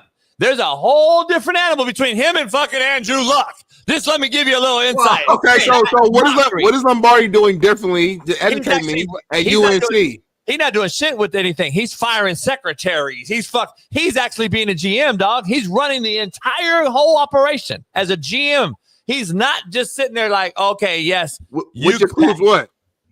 He's not like, oh, you're a 5-star, you're a 4-star, you're a 3-star. No, he doesn't give a shit about that. He's running the whole program as a general manager. He's firing people, hiring people in the upper admin. If you're going to do a GM, do that way. But you don't need to tell me. I don't need some guy, some bookworm, to tell me that Sharice Wright's 6'4" and can run like a deer. And that's what Pete Carroll's job is, right? He likes long corners. Guess what? He knows who he's recruiting. This is a mockery. I'm telling you. Isn't one of the GM's big responsibilities is building the team, though? Or am I mistaken? If I'm depending on a guy to tell me who's going to be on my fucking football field, you failed as a head football coach. I don't give a fuck what anyone wants to sit up here and tell me today. I'm not depending or taking anybody's word sitting with a suit on talking about Excel spreadsheets. Right, but Coach, I would still like to think that Lincoln Logs Riley is still running his program. Yeah. But the new model is the GM player personnel. Let me give all you guys a little insight. A GM is a glorified 10th coach so that we can actually put it on the books to get buddies, get nepotism, get homies jobs.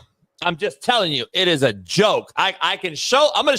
I can't wait because I sent Steve a bunch of insight from personal friends that are coaching right now. I can't wait. I'm gonna send him 20 fucking texts today. The GM's an absolute mockery, but everybody in the chat knows better than me. You fucking nobodies. You know nothing.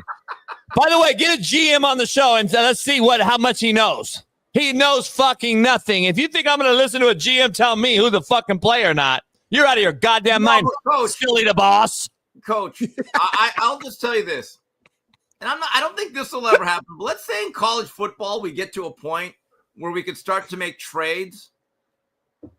Because look, again, if this is pro football, we might as well just go all the way with it. Here's the thing, Steve. The GMs make the trades in pro football. Yeah, I'm confused. Like, so on one side, the GM is this guy, according to the chat. Oh, he's the guy running it. And then on the other side, don't we have collectives? Don't we have a year ago? Shaun King was on here like, hey man, they raise the money, and then the other people decide. Yeah, I would think, in theory, the coach says this guy's going to save my job. He gets a lot of that money. You guys got to take my word on this. This is a fucking mockery. This is a joke. The guy that's GMing is a mockery. Yeah. Let me ask you something. If Andrew Luck, who's the son of a very well-known administrative type of guy, old Oliver Luck, West Virginia. Hello. If you don't think that Andrew Luck's going to take the first thing smoking to the NFL to be a real GM, then you're crazy. Which tells you that the GM in college football is a fucking joke. Because he ain't no goddamn GM, and everybody knows it. He's a joke out there. Look at Andrew Luck out here at Stanford. He looks like a goddamn joke. So, this is a mockery position. It's just like when we made the 10th hire to get a guy on the field, to get him on the road recruiting, to get him on the road. That's the 10th coach. Well, we got a 10th coach, Steve. We can hire a 10th guy. Yeah. You know, it was big in Miami because guess what? We can go get a Uso or somebody from the West Coast to be that 10th guy. It's a new slot. I'm just telling you, it's a joke. Promise you. Coach, I'm just telling you that more and more programs are hiring player personnel department people. No, I don't disagree. I'm not disagreeing with that part of it. I'm just saying that this actual title is a mockery. The title. I'm hiring Smitty. Smitty, you're the GM. You get to hire Bailey as your fucking assistant. And guess what you get to do? Absolutely fucking nothing. Don't tell me shit about recruiting. That's really what's happening. You think Sark's listening to some fucking GM tell him who the fuck can play quarterback? Seriously. Yeah, but I have a question, though. Don't you need somebody or people on your staff? Because you have to start recruiting these kids probably at 8th or 9th grade now. You do. If I'm the head coach, I need a staff to tell me, all right, who are the best 14-year-olds within a 100-mile radius? No, you couldn't be wrong. You couldn't be more wrong. Here, you know who they hire?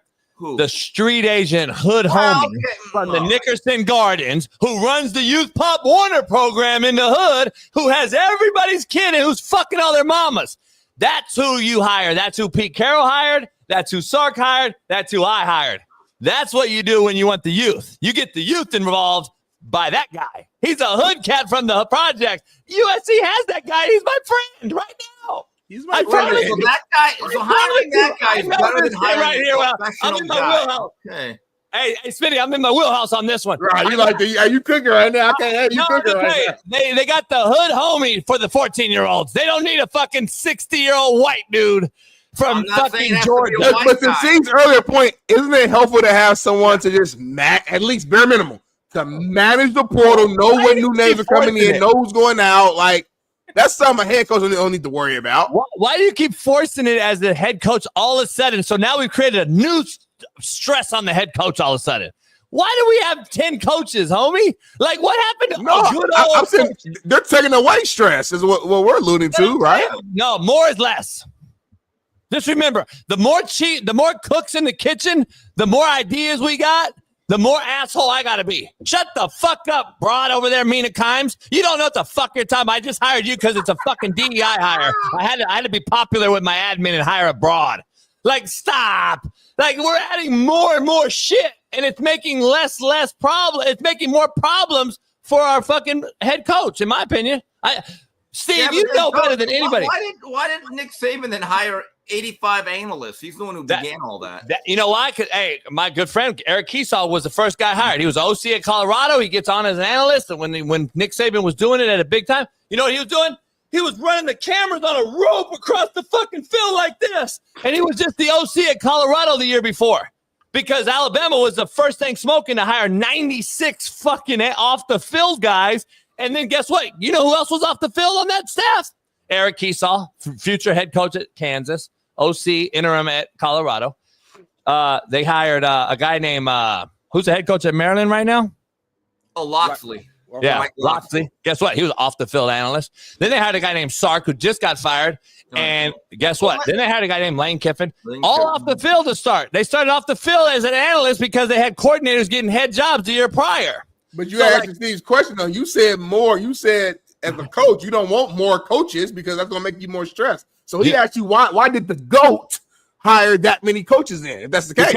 Because Nick Saban is the GOAT, and he knew what he was doing. He was a GM himself. He didn't need a fucking GM. He needed a bunch of grunts to do all the dirty work. That's my point. I don't need a GM. I need grunts to go grind. Why are you guys making it so complicated? I don't need no fucking guy to tell me on a spreadsheet that the guy in Watts can go. I don't need to know that. All my fucking 10 assistants better be getting paid for what they're worth and tell me who the fuck's the go-getter is. All right, so coach, if you get a big-time P4 job, let's say it happens, right? Second chance you're just going to say, hey, you're going to tell the AD, hey, slapdick, we're not having no one analyst. I'm going to have 2 GAs. No, I'm not analysts. We're going to have analysts. We're not going to have no fucking GM. Now, unless I gotta have it by title, they every school has to have it. Yeah, we'll have it. It'll be fucking. It'll be the fucking guy we go to trainees with. He'll be the GM.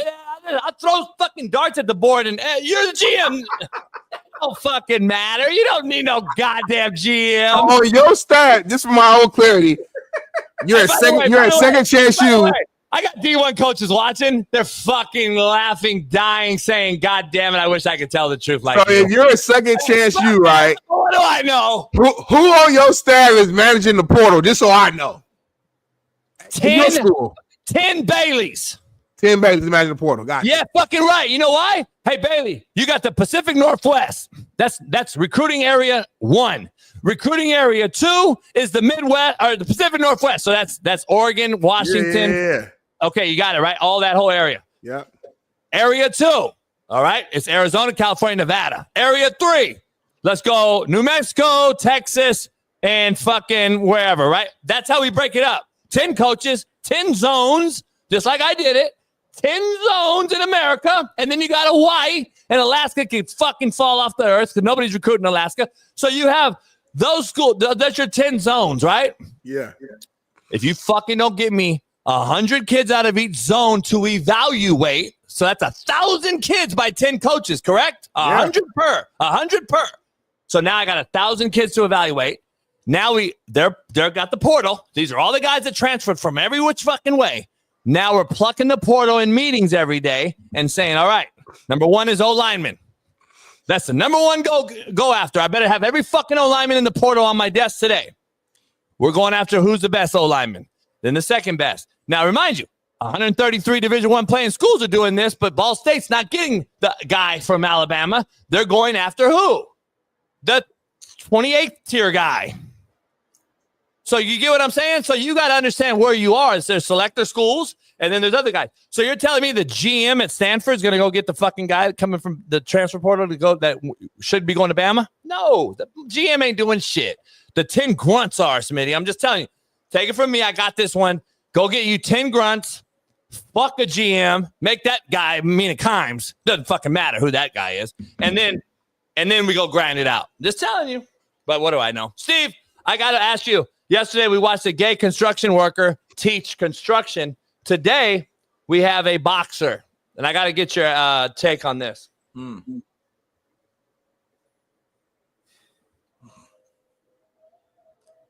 God. Steve, I don't know what we're doing. Smitty condones it. I don't. This is an absolute mockery. Condone what? What do I condone? This do I condone? This behavior.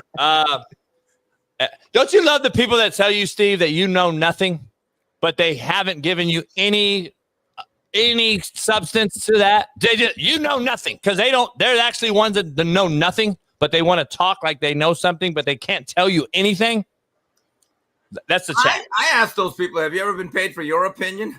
Yeah, fuck great. They don't have a resume either, by the way. They never can show the resume. I've been asking for resumes for fucking 4 years on Twitter, and I haven't got one. I always tell people, look, you don't have to like me. You don't have to be on my account. You don't have to subscribe to me. You could unfollow. In fact, I'll block you. That footage there, jeez, was that a parody? That had to be a parody, right? No, yeah, I think it's parody. I think it's parody. Parody. No, it's not. Hey, let me ask you though. Chavez Jr. gets grabbed up by ICE. I don't know if it was in MacArthur Park yesterday or not, but it happened.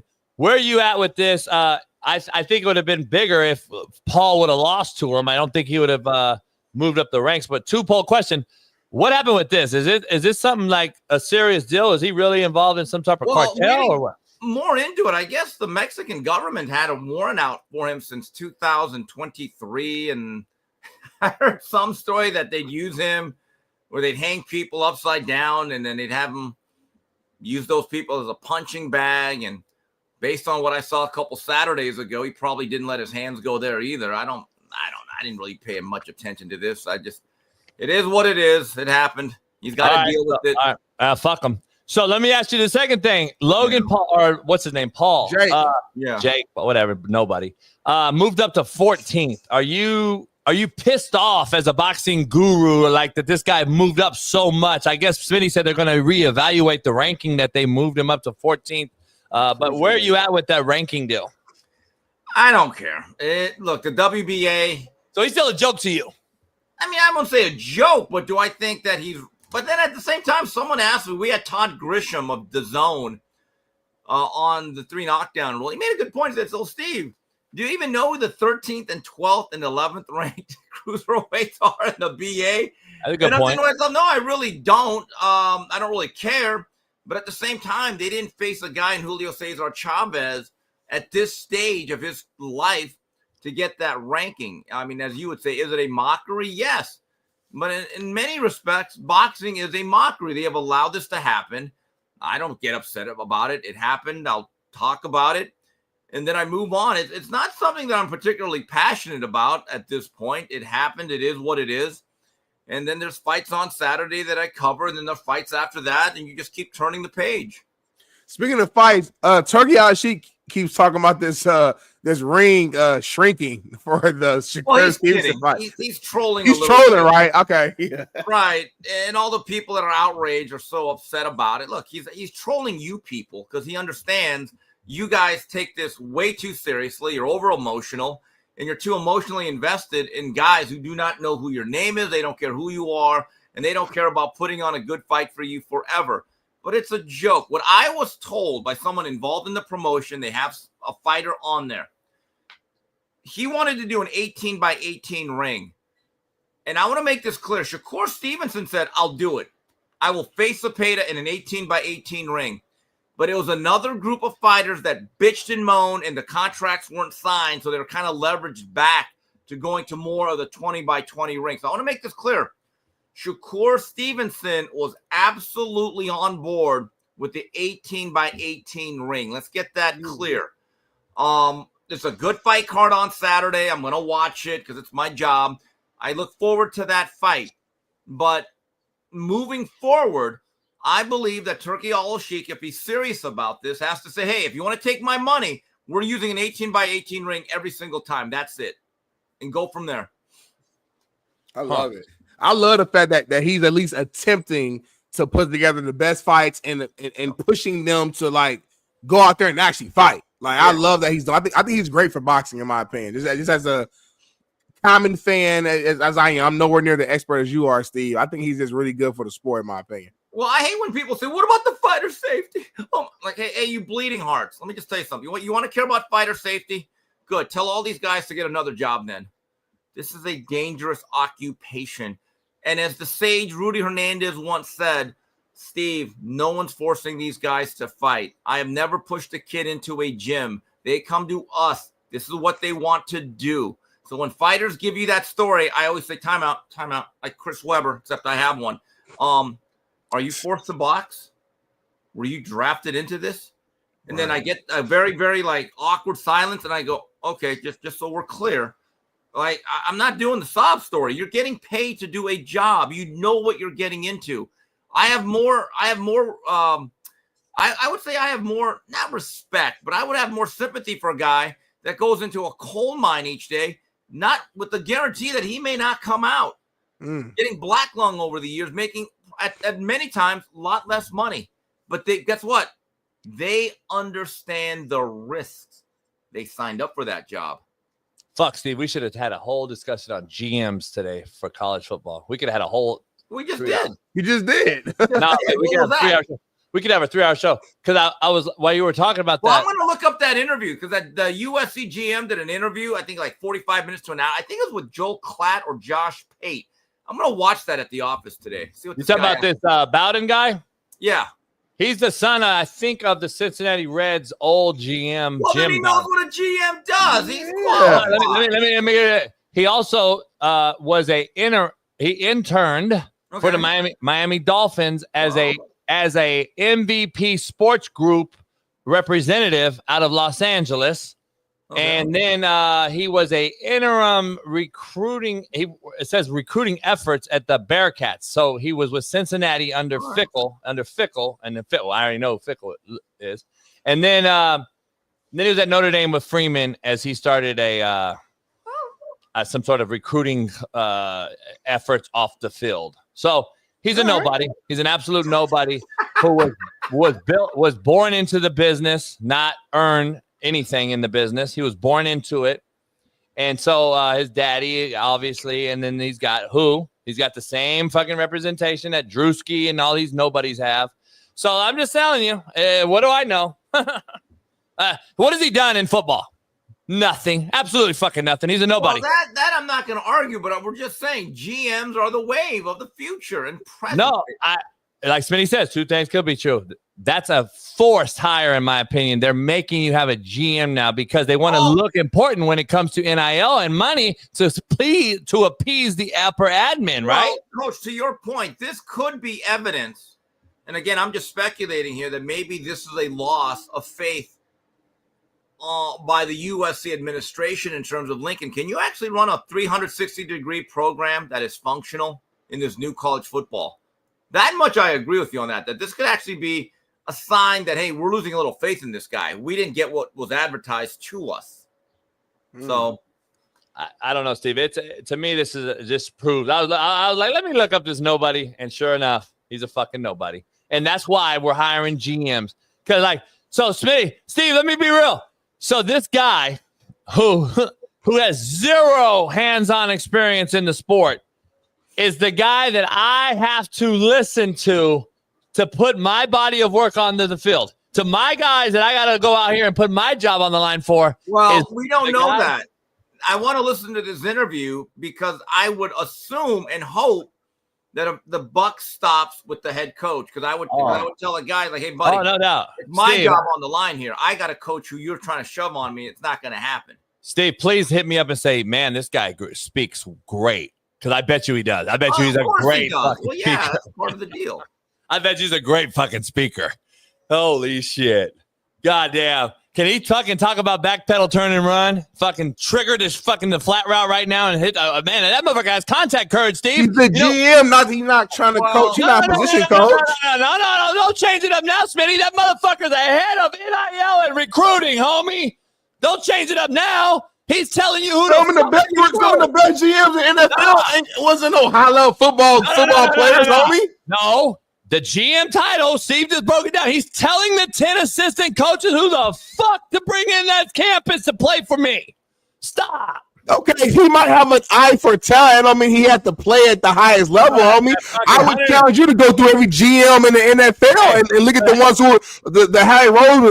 Look at some of the best ones and look at their background as far as playing the game. Remember that broad, Steve, that the route runner that looked like Travis Hunter, the girl? That clip went viral. We're still getting comments on that one. Oh yeah. Well, this one's going to get it too. Because this motherfucker's going to backpedal, turn, and run and tell Pete Carroll who the fuck can play cover 2 or not, right? Howie Roseman, arguably the best GM in the NFL, did not play football, by the way. Oh, really? Yeah, fun fact. Fun fact. Don't time out. Because you didn't know that, did you? You didn't know that, did you? I did know that. Cooking your ass. Go ahead. I'm the one on the show that said 30 of 32 GMs didn't play football in the NFL, by the way. Again, making my point. Howie Roseman has dick to do with coaches in the NFL. Genius, micro. It's college football, homie. It's a whole nother ball game. But my point is, homie, you didn't say, can you teach me how to do cover 2 and how to backpedal? You don't need to. If you have an eye for talent, like a Howie Roseman does, then you can be a GM for a team, homie. Steve, this guy, he's so fucking micro on this. Time out. When you call me that, what does that mean exactly? Well, why? Well, wait a minute. Most GMs, it's not like they were 2-time All-Americans and first-round draft choices. No. Time out. NFL GM. What about Bobby Beathard's playing? Hold on. We got to figure that. We got to come full circle here. You got 3 minutes, so you better hurry up. We got to explain what the fuck an NFL GM versus a college GM is real quick. So everyone out there, all these fucking retards in the chat can fucking shut the fuck up. First of all, a GM in the NFL is a CEO of a Fortune 500 company who wears a suit to work every day, who has nothing to do with employees and only deals with the owner and the head football coach. Stop it.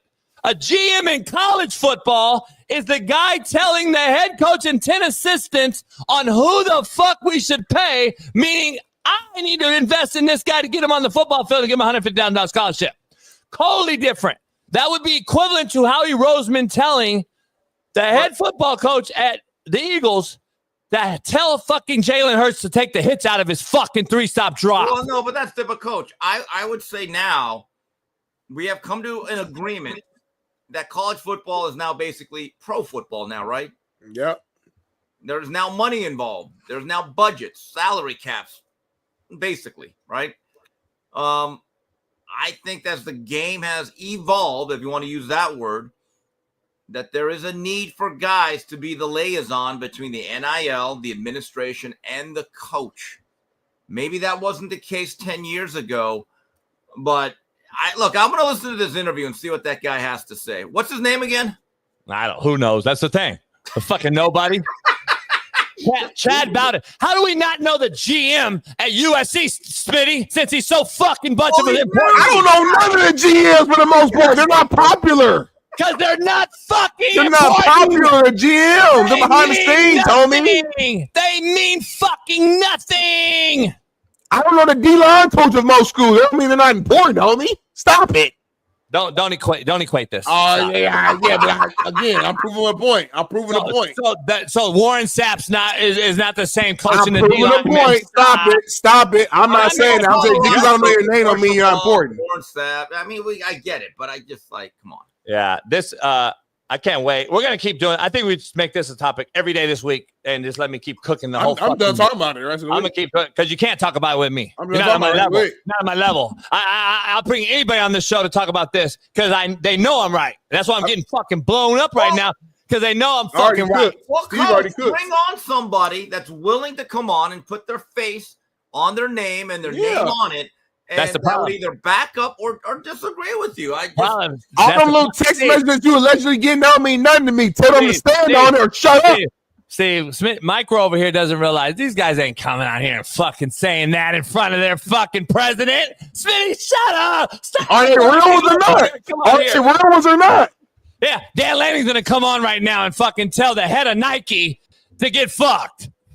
No, but he can say it in a different way. He can say, you know what? I don't really see the importance of us having a GM, but it's a part of the college football now, and it's something we got to do. Hey, Steve, what's the guy's name again, Steve? I'm just gonna Google USC football GM. That's his name to me. But I want to look. I don't know what is exactly. Like, Miami has a guy.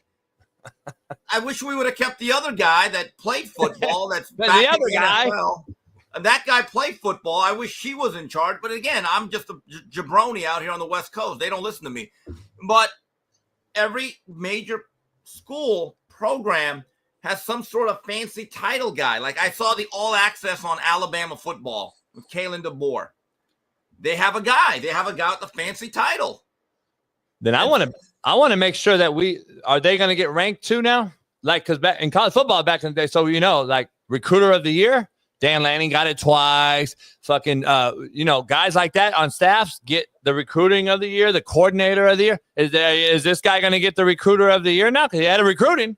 Is he the recruiter of the year? Yeah. So they're the number one class. So this guy, this fucking nobody, went into the home of the tight end at Modern Day and said, "You know what? My dad was a GM for the Cincinnati fucking Reds." But coach, okay, with that said, then as of right now, and again, there could be decommits, guys could be dropped. USC does have the number one ranked class in the country. Hello. My point. Hello. So we're saying that this guy is the reason for it. Play the role. Play the role. Well, I'm just. That's my point. You're making my point. Huh? Like anybody in the chat that really thinks that this guy Bowden or whatever is the reason for the number one recruiting class is absolutely fucking retarded. You think Bowden ain't this? He ain't doing shit. He ain't doing nothing helpful. Not to what you guys think. He's not you. He ain't doing nothing helpful. He just is there. No, I'm not saying that. He's administrative, homie. But coach, please understand. There's something different. The football industry. I can hire broads to do administrative work. I'm just telling you. Stop acting like this motherfucker is over here fucking turning over rocks in Nickerson Gardens and getting a fucking nose guard. That's the number one recruit. Stop. It's not. He's not. Okay, coach.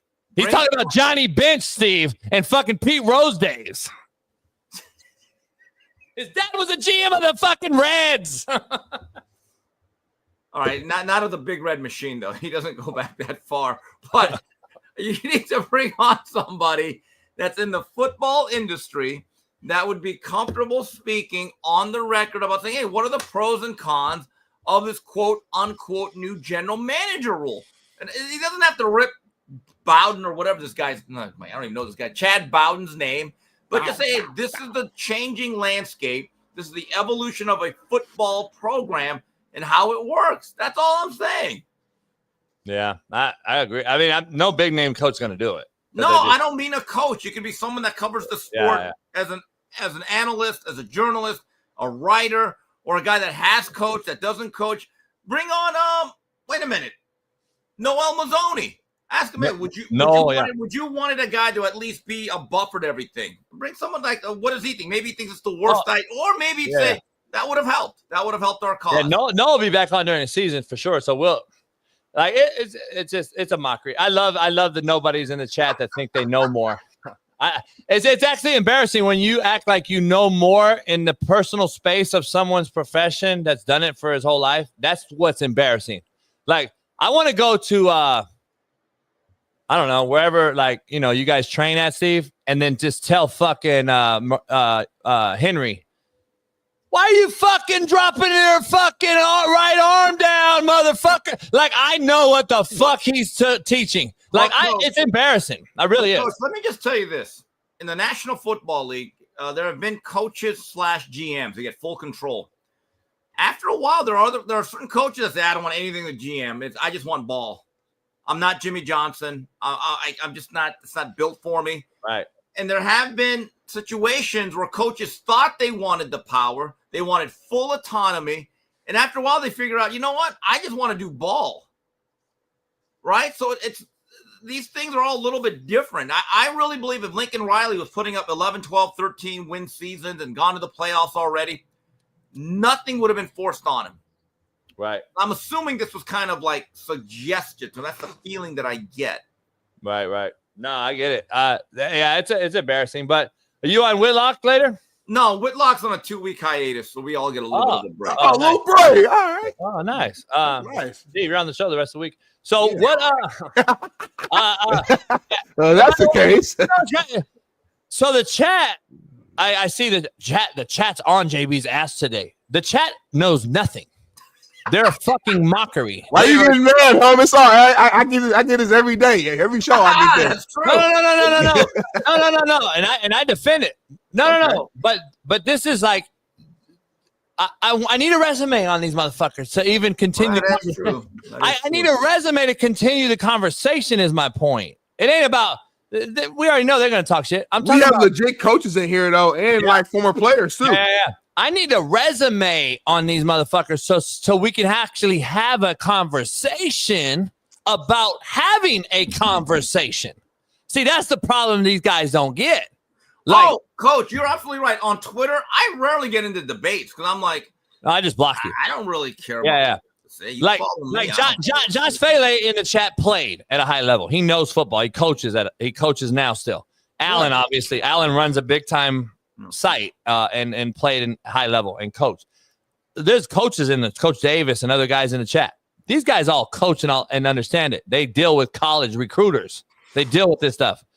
Ask them if they see the GM come to the game. I mean, Coach, I understand your frustrations in that level because when I talk about how fighters should fight more and they're overtrained and they get hurt more training, cutting weight than actually fighting more often and training less, and people argue with me, and I'm just literally I have a thought bubble saying, you're literally arguing with like Emmanuel Stewart, Ray Boom Boom Mancini, Joe Goose. Every big name trainer that I know of agrees with me that activity matters. I started that movement. I really did because I was the only one with enough balls to say, hey, guys, fighters are dormant too long. It's like a car that you start once a year. It's not going to run well. And I've had trainers and managers say, Steve, you're absolutely right. But I can't say it because I don't. Fine. But when fans argue, I'm like, you're literally arguing with the same people you ask for autographs and take pictures with. There's an old saying, you don't know what you don't know. And to paraphrase Jim Mora in one of his famous rants, you don't know what we're doing. You don't watch the tape. You don't know what we're trying to do. We don't know what we want to do. You don't know, and you never will. Action Jackson, who the fuck are you? You're a nobody with Lamar Jackson's picture. You got Lamar Jackson's picture. Shut the fuck up. You're a bitch bay little boy. Shut the fuck up. You're a nobody that knows nothing. Call in right now and explain to me what quarters coverage is. And if you could do that, we could have a conversation about what you know about the GM's position. So if you can't call in and break it down, and if you're wrong at the gate, I'm going to hang up on your bitch ass and block you. If you don't exactly tell me what quarters is, the first fucking word out your mouth should tell me. But you won't do it. I bet dollars to dimes you won't do it because you're a bitch. And that's the problem. We got a lot of bitches who think they know about someone else's profession. They don't. And that's the problem. And that's why America's fucked up right now. But anyway, Steve, I love the conversation because I know for 1,000% I'm correct. Yeah, there's no I gotta see what Mr. Bowser there's not even like a little debate. There's not even like a little doubt in my mind because I'm getting and Smitty's seen texts from Lanning and other guys I've showed. Look, I can vouch if all you guys out there who don't think that Coach JB has a deep Rolodex and gets certain texts from like people that you watch on TV. Yeah, these guys are fucking nobody. He does get him. He's very connected. But and by the way, a lot of those guys, Steve, and read my Marvin Hagler book by Dave Wedge. Very good book. First thing I'm going to do at the Little Orange Bowl of Montebello when I get in there, I'm going to watch that interview because I think it was with Josh Pate. Hey, can we watch that motherfucker right now? I want to see this fucking nobody talk. I haven't even seen the guy. I haven't even seen the guy. I've never even seen who the guy is. I would love to see the GM of the fucking Cincinnati Reds son recruiting my son in Compton to tell him that I can play at USC. I want to see this guy. And by the way, College Football Live begins on ESPN this week, so the football season is around the corner. Already? Yeah, I know you're not going to watch. You hate them, but I don't. That's one of the few things on ESPN that I'll watch is College Football Live on a daily basis. No, but it's already starting up. You're saying? Yeah, and then ACC Network's been running a lot of preview shows. They did a 30-minute interview with Mario Cristobal, ACC All Access. Really enjoyed that. Shout out to my homegirl, Taylor Tenenbaum. Yep. And then, she was on a lot of those shows with EMAC. She started in Indianapolis, local news reporter, worked her way up. And Roddy Jones, running back from Georgia Tech. They did a good job in watching a lot of those. And, I'll be what am I doing this week for research? I hate to do this. I'm going to have to watch the Ole Miss Georgia game last year. I got to see what Carson Beck, he struggled that game. Kind of want to see what's going on there. He was he actually works all the time, Smitty, on his craft. Why are you trying to learn? Trying to observe? Look, Larry Merchant wants us, Steve. We're not experts. We observe. That's what I do. I observe, and I listen to people that know more than me. You got to know what you don't know. And then I've read the regular magazines, and this week, my Pick Six previews and the Phil Steele preview magazines will be arriving to my door. That's when you really get into the numbers of it. And then you just continually watch games, watch videos. There's other web podcasts that I like Rufino and Joe. Those guys are hilarious. Joel Klatt, believe it or not, I like him. He's a bad boy. One of my favorite people. Greg McElroy does a good one. David Pollack does a good one. Aaron Murray does a good one. And, of course, Josh Pate. I actually converse with him a little bit on DM on Twitter. So we're getting ready now. We're now getting ready for the game. I've made my plans for Labor Day weekend. Notre Dame comes to Miami, the Miami Madhouse. Oh, it's going to be fun. August 31st, cue Public Enemy. Countdown to Armageddon. Hey, real quick. Here's my point real quick, Steve. Being loud does not make you right. USGM put Notre Dame's roster together and why they were in the national championship. Okay, now give me proof that he was the one that put the roster together. I want to know. And I want the actual NIL deals. I want the actual NLI. That means he signed the national letter of intent because of this guy at Notre Dame. Show me that. Please show me that. I know you can't because you're a fucking nobody who knows nothing. And I know that fucking 6 of the 10 full-time coaches at Notre Dame, and I know for a fucking fact they're the reason that the roster's there, you fucking moron. Let's be honest. A lot of the reason why Notre Dame is now recruiting well is Marcus Freeman relates to these young men. He's been great. He's been really – I know you hate his tight pants, Coach. I get it. Where's that? Marcus Freeman overall has been good. Oh, sorry. This guy on the right put the roster together. This guy put the Notre Dame roster together. Right on. Yeah. I'm going to watch that later. We should review that on Thursday. I'm going to watch that. I get to the office in about 45 minutes. I'm going to watch that. Bet. All right, Dan. Well, thanks, Steve. Appreciate you. All right. Take it later, guys. Later. Hey, Steve. Fuck. Can you come back? Yeah, what's up? Hey, we got one more thing for you before Smitty and I keep diving into GM thing. Your Miami Hurricanes, everybody's using my name again. I'm going to sue EA Sports today. So but your guys are in the game doing something that I don't think was intended to be in the game. And I don't know if you know about this. Take a look. Yeah, I saw it with the gator chop. Well, I get it. Well, is that Mark Fletcher? Is he transferring? But here's what happened. Well, here's the thing, though. Okay. Bowden's going to get him. Bowden's going to get him. Last year, when Jacoby George caught a touchdown in the deep corner, Cam Ward did some magic. We went up 38-10. We started mocking them. Restrepo, George, and then we did the. So, yeah, I mean, it is what it is. I better be careful this year that they got that Heisman candidate quarterback in year 2. I don't know. Lagway's good. Look, Florida's going to be good. They'll be better, but they run into a gauntlet. You look at their schedule. They play Miami September 20th, and I believe that is sandwiched in between LSU and Texas. That is a gauntlet. Bailey, put that video back up, that clip of the Miami fuck up. See, this is where they install my voice, Smitty. You fucking shitbird. You fucking shitting me. And then they have a fucking hand just grabbing this fuck by the face mask. That is where you insert me, EA Sports. If you want to not get sued today, this is how you insert my voice. Like, I don't understand it, Smitty. You already came up with this, Smitty. Like, that's my voice. You fucking shitbird. And then having me cuss out the wideout coach or the DB coach. Like, you know what I'm saying? That's how EA Sports uses me. All right, so I'm going to go watch the Bowden interview. I will give a detailed analysis of what this enterprising young man has to say. Hey, wasn't that Florida that the guy slapped the wideout coach's fucking wrist off? Was it Florida? Yeah, it was Florida. It was a fucking shitbird. The shitbird you. Yep, that was him. That's an improvement. Percy Harvin actually got into a fight with a coach, Bobby Gonzalez, I believe. Here. Hell yeah, it was Bobby. It was Bobby. Poor Bobby. Anyway, Steve, we'll see you Thursday. All right, talk to you guys. All right, Steve. Smitty, let's show Steve. No, I'm just playing.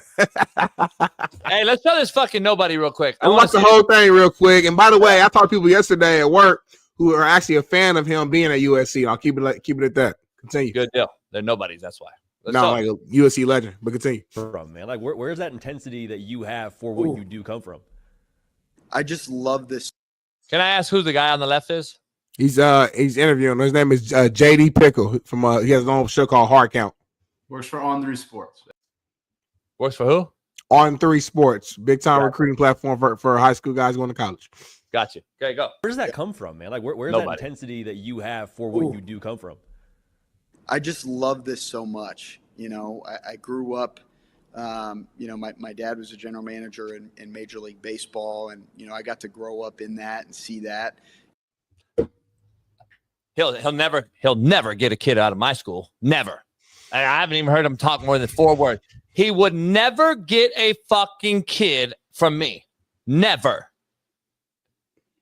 Give him a chance, man. Let him keep playing. No, homie. Hold up. Don't even go there. Don't talk to me as if I don't know what the fuck I'm doing when it comes to character evaluation, talent, or getting kids to the next level. Please don't insult my intelligence. I'm not talking to you, Smitty. I'm just saying in general.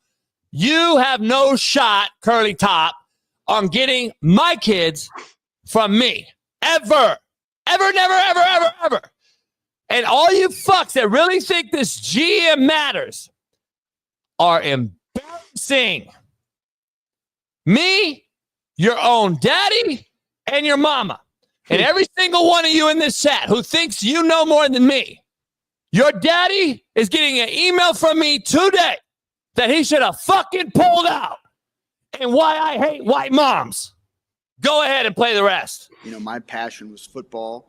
I think if you love what you do every day, you know, you know, it just means more to you. And for me, this is the greatest opportunity of my entire life to be the general manager at USC. This is my dream job. Love it. And, you know, that's why I think I'm so. I bet it fucking is your dream job, Mr. Fucking Obvious. Which means he's gonna give it his all. I love the passion. I know he's really serious behind this. Hey, homie. Hey, Rico. Hey, would SC be your dream job? No, okay. Yeah, I thought it would be. Hey, Cisco. Hey, would SC be your dream job? I figured it would be. All right, okay, cool. Bet. Hey, everybody else in America, would SC be your dream job? Oh, yeah, I bet it would be. Not mine. Cool. Wouldn't be my dream job. I don't want to work at USC. Let's have fucking Captain Obvious. Fucking no shit, Sherlock's homeboy. Let's keep listening. You a hater. I want it so bad for this city. I want it so bad for this university. He from LA? You want it bad for the city, homie. He from LA? Look it up and find out. Is he from LA? Look it up and find out. You want it bad for the city? Look it up and find out. I want it so bad for the Trojan family. I want it so bad for the Trojan family. You part of the Trojan family? Is he part of Marshall Business Law or something? More billionaires than any other fucking college, including Harvard? Is he fucking part of the Trojan family? I'm trying to figure it out. I haven't never heard of him. Let's keep listening. Network. I want it so bad for these kids. I mean it. These kids that you have no fucking idea who they are, where they're from, those are the kids you want it bad for? Let's keep listening. And, you know, it's not something, we're not putting stuff up on a wall. We're not just doing interviews and saying, hey, we mean what we're doing. And, you know, from the bottom of my heart, I'm going to give everything to this place for it to get back to where it's supposed to be. Yeah, I believe everything he just said. My thing is this. Why would USC hire him if he's just a nobody and didn't do anything for Notre Dame?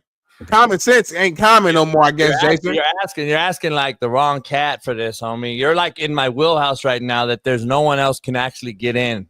Nobody else. I'm asking you, homie. That's why I'm asking you. No. It's respectfully, I'm saying it. Like I need like Urban Meyer or something to have a conversation about this. Like, and I'm just telling you, I'll cook anybody on planet Earth in this conversation right now. And I'm not even on 5-hour energy or the Valor drink that we're gonna hopefully get. I'm not on any of that shit. I'm off of 1 coffee. You haven't given me any breaks.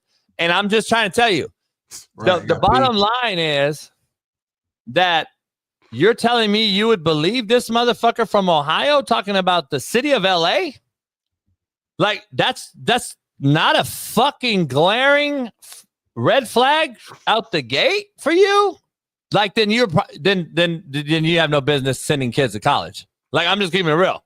Like you're not gonna sit up here and tell me that a guy from Ohio who has no fucking clue about LA kids are gonna sit here and tell me about LA. Like that's number one part of judging a character, is it not? Am I tripping? So like, you can tell me all the bullshit about the well-spoken guy and all that old shit, Smitty. That guy is not getting the players to South Bend. So all right, so no, tell me, what do you think he did at Notre Dame then? Like, educate me. But for the fucking idiot in the chat that thinks that fucking he built the roster at Notre Dame is a fucking embarrassment, homie. You're a clown. It's a joke. It's actually absolutely fucking comical. And that guy right there is building the USC roster, right? I'm gonna talk to Sheldon and see if he got any insight on his people at Notre Dame and just really find out, because I'm just curious. Okay, cool. He didn't build the roster. Let you tell it. So what did he actually do that was successful at Notre Dame then? It gotta be more than what you're saying, homie. You can ask like every question you want, and I'm ready to just answer every question you have. That's why I know. That's why I'm asking you. And I want to start with this.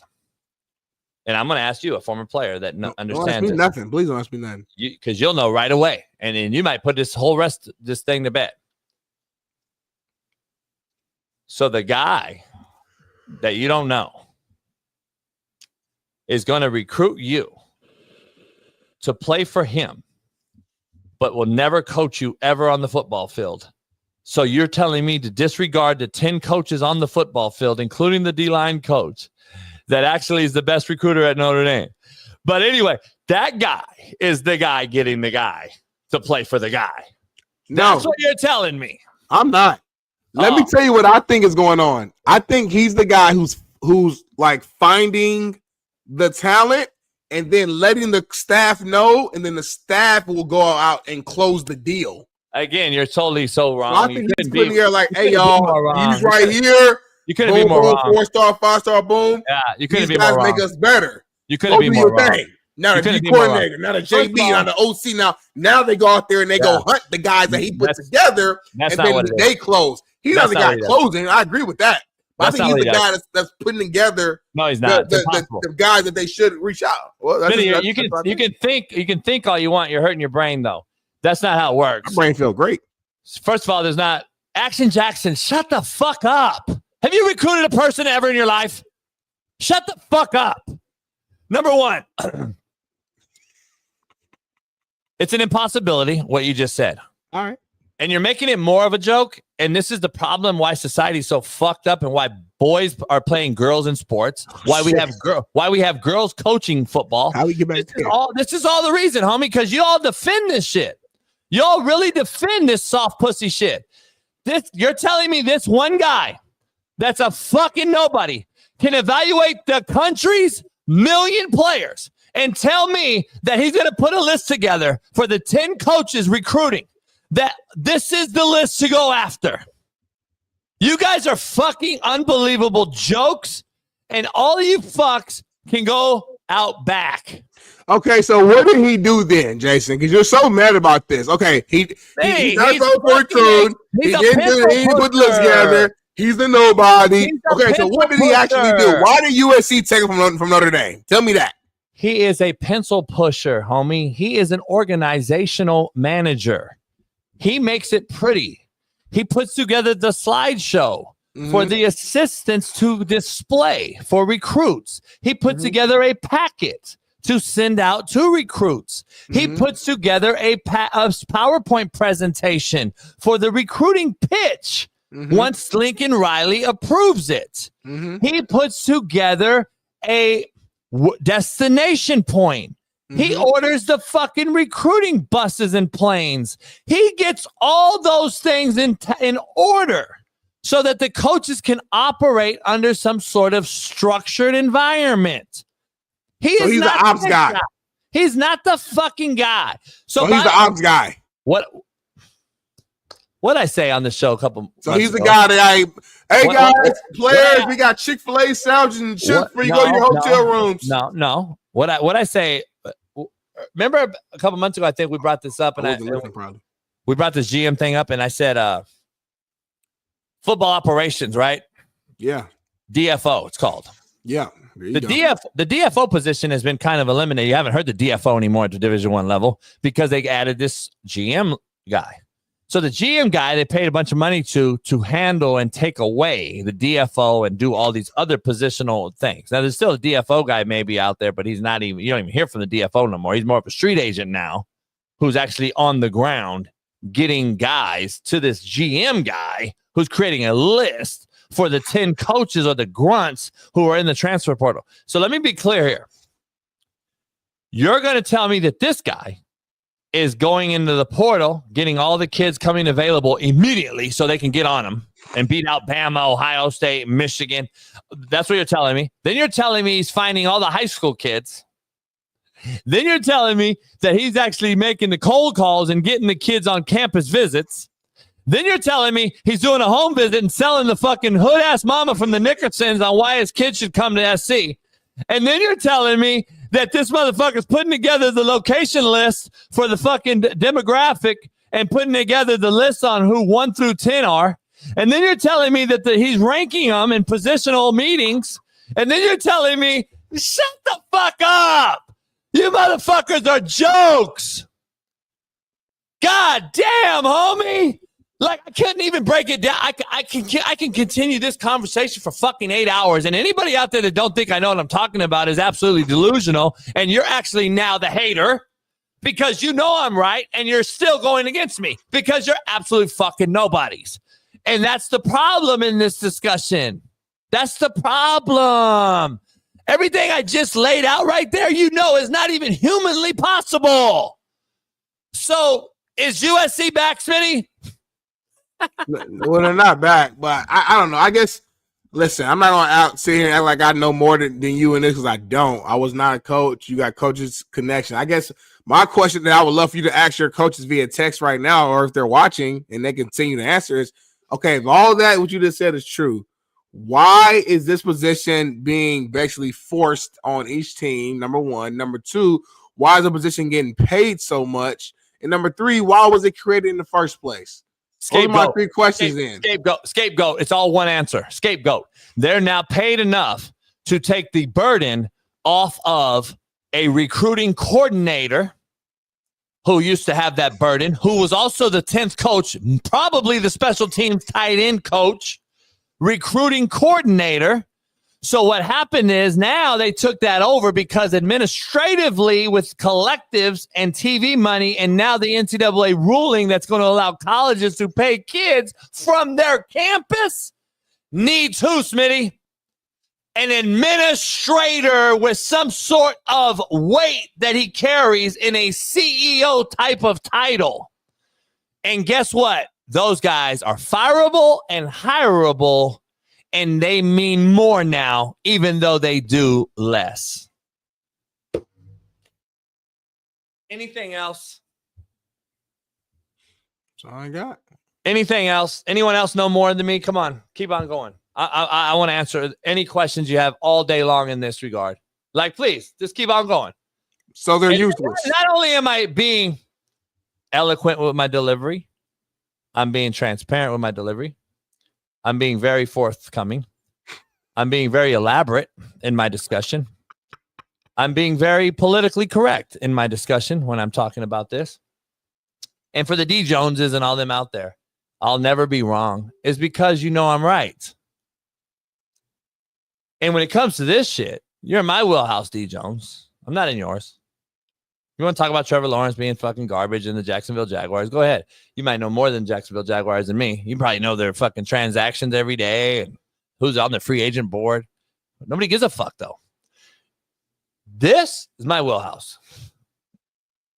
And nobody, not one of you, know more about it than me. That's just period, point blank, fact, hard fact, as y'all like to say, fact. That's just a fact. So the fact of the matter is, this guy's a nobody. I just proved to you he's a nobody. And he has zero boots on the ground when it comes to recruiting players to play in the actual game. He's an administrator that puts together spreadsheets for the staff to check and balance everybody, everything, so that the collective and the president and the people paying big money can go at when shit goes south. Because you know who's not accessible, Smitty, during the season? To bitch and moan at? Lincoln Riley, the head football coach of the program. He's not sitting in his office all day long, Smitty, and sitting there taking questions from fucking people at Marshall Business Law about why they lost to Maryland. This guy is. But what do I know? What I do know is I've been getting a phone call. I got a situation about my mom. I got to find out. I'm getting a phone call. Let me take it real quick to see if it's from the hospital. For sure. And then let's come right back. I only need 4 minutes. I'll get a coffee. All right. We'll wrap the show. We'll be right back.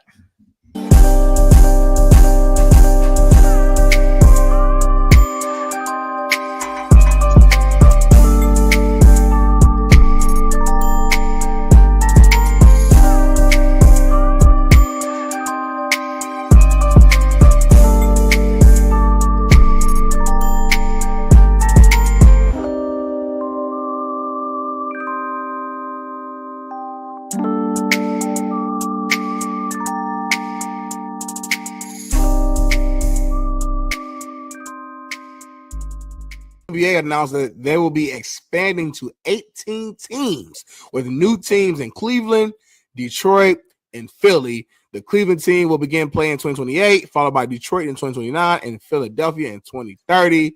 This is going to be huge here, man. Fever star, my homegirl, Sophie Cunningham, was talking on the WNBA expanding to multiple new cities. And here's the video there we're going to check out.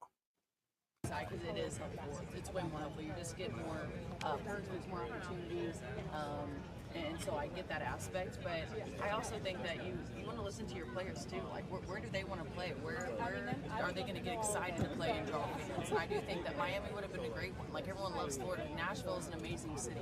Kansas City, amazing opportunity. There's a huge arena downtown that no one's using. And I think that the Women's Soccer League is showing that, like, people draw, you know, and so I'm not so sure what the thought process is there. But at the end of the day, you also want to make sure that you're not expanding our league too fast. I think that's also another thing, that you don't want teams to totally dominate and then have teams that aren't. And so I just think that it's kind of a hard decision-making situation. But man, I don't know how excited people are to be going to Detroit or Cincinnati. She said a bunch of shit. I was just looking at her jawline and her mouth, how wide that motherfucker opens up. I bet you it's amazing.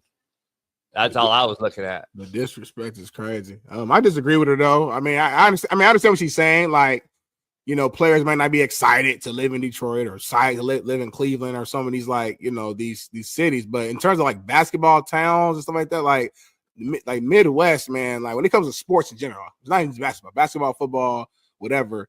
Midwest are great places to be. I mean, she's in Indiana, so like she should know. She's right down the street from 4 hours from Detroit, an hour and a half from Cleveland, basically. You know what I'm saying? So when you're in the Midwest, man, like those are places where the fans are going to show you nothing but support and love. And so I disagree with her on that, but I understand what she's saying from like a player standpoint. Obviously, we're in the player empowerment era. You know, the ladies might want to live in the, you know, Miami and the big city and things like that. And I'm sure they'll get teams there at some point, but let's you know, attack the Midwest where a lot of the fan base, I assume, probably is, and then go from there. So how about I just shut the fuck up? Like, bitch, play fucking sports. You're getting paid to play. I'm so fucking tired of hearing your fucking rant about this fucking prima donna ass. Ask her a question, Jason. What are you talking about? Are they on vacation, Smitty, or are they getting paid to play? The media asked her a question. Hey, Sophie, what do you think about? What are your thoughts on the expansion of the league? Fuck these broads, homie. You only saying that because she's a woman. You make $70,000. You're entitled. That's your job, homie. You really are. You might be sexist, bro. No, I ain't gonna lie. You might be. No. Homie, you might be. I'm tired of these enabled fucks, homie, who think they're on vacation and have to go to a pretty city. Homie, you're getting fucking paid to play, homie. Suck it up or go work at Walmart then. Fuck out of here with your sad story, homie. I got motherfuckers living. I got homies living in cars. I'm worried about this bitch, and if she want to go play in Miami, fuck her. And guess what? Guess what, by the way? The 3 woke cities that added WNBA, Detroit, Cleveland, and Philly. Guess what? Liberal as fuck. Weirdo fucks walking around with their dicks out protesting against Trump. That's who the fuck the WNBA put in their city. Because they know no other fucking city wants to watch WNBA. Facts are facts, homie.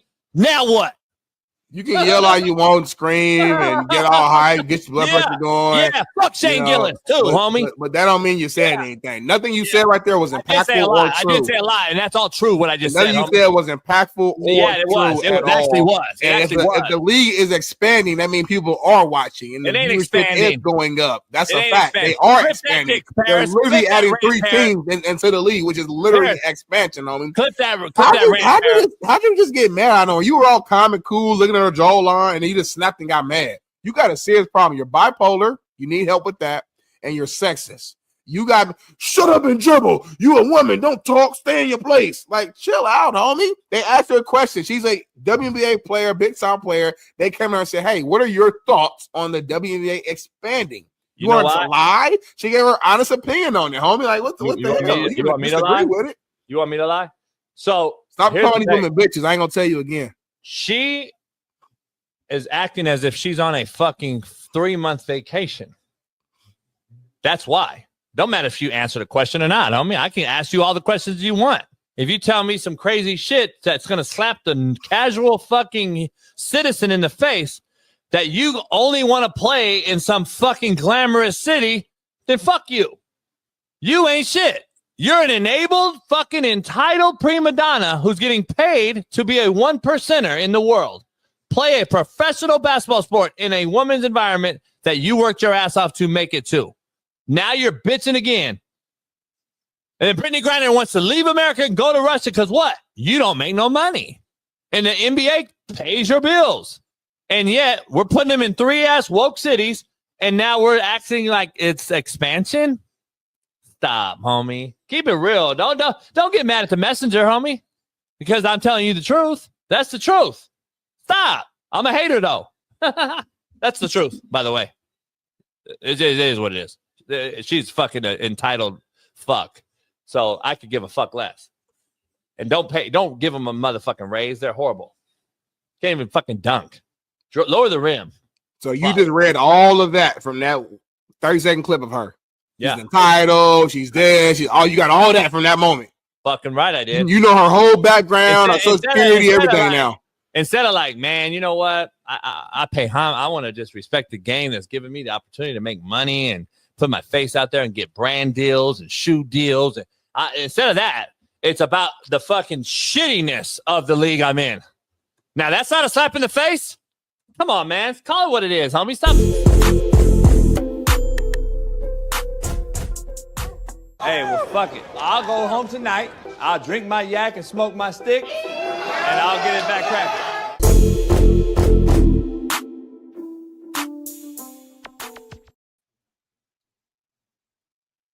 Bet. All right, Smitty.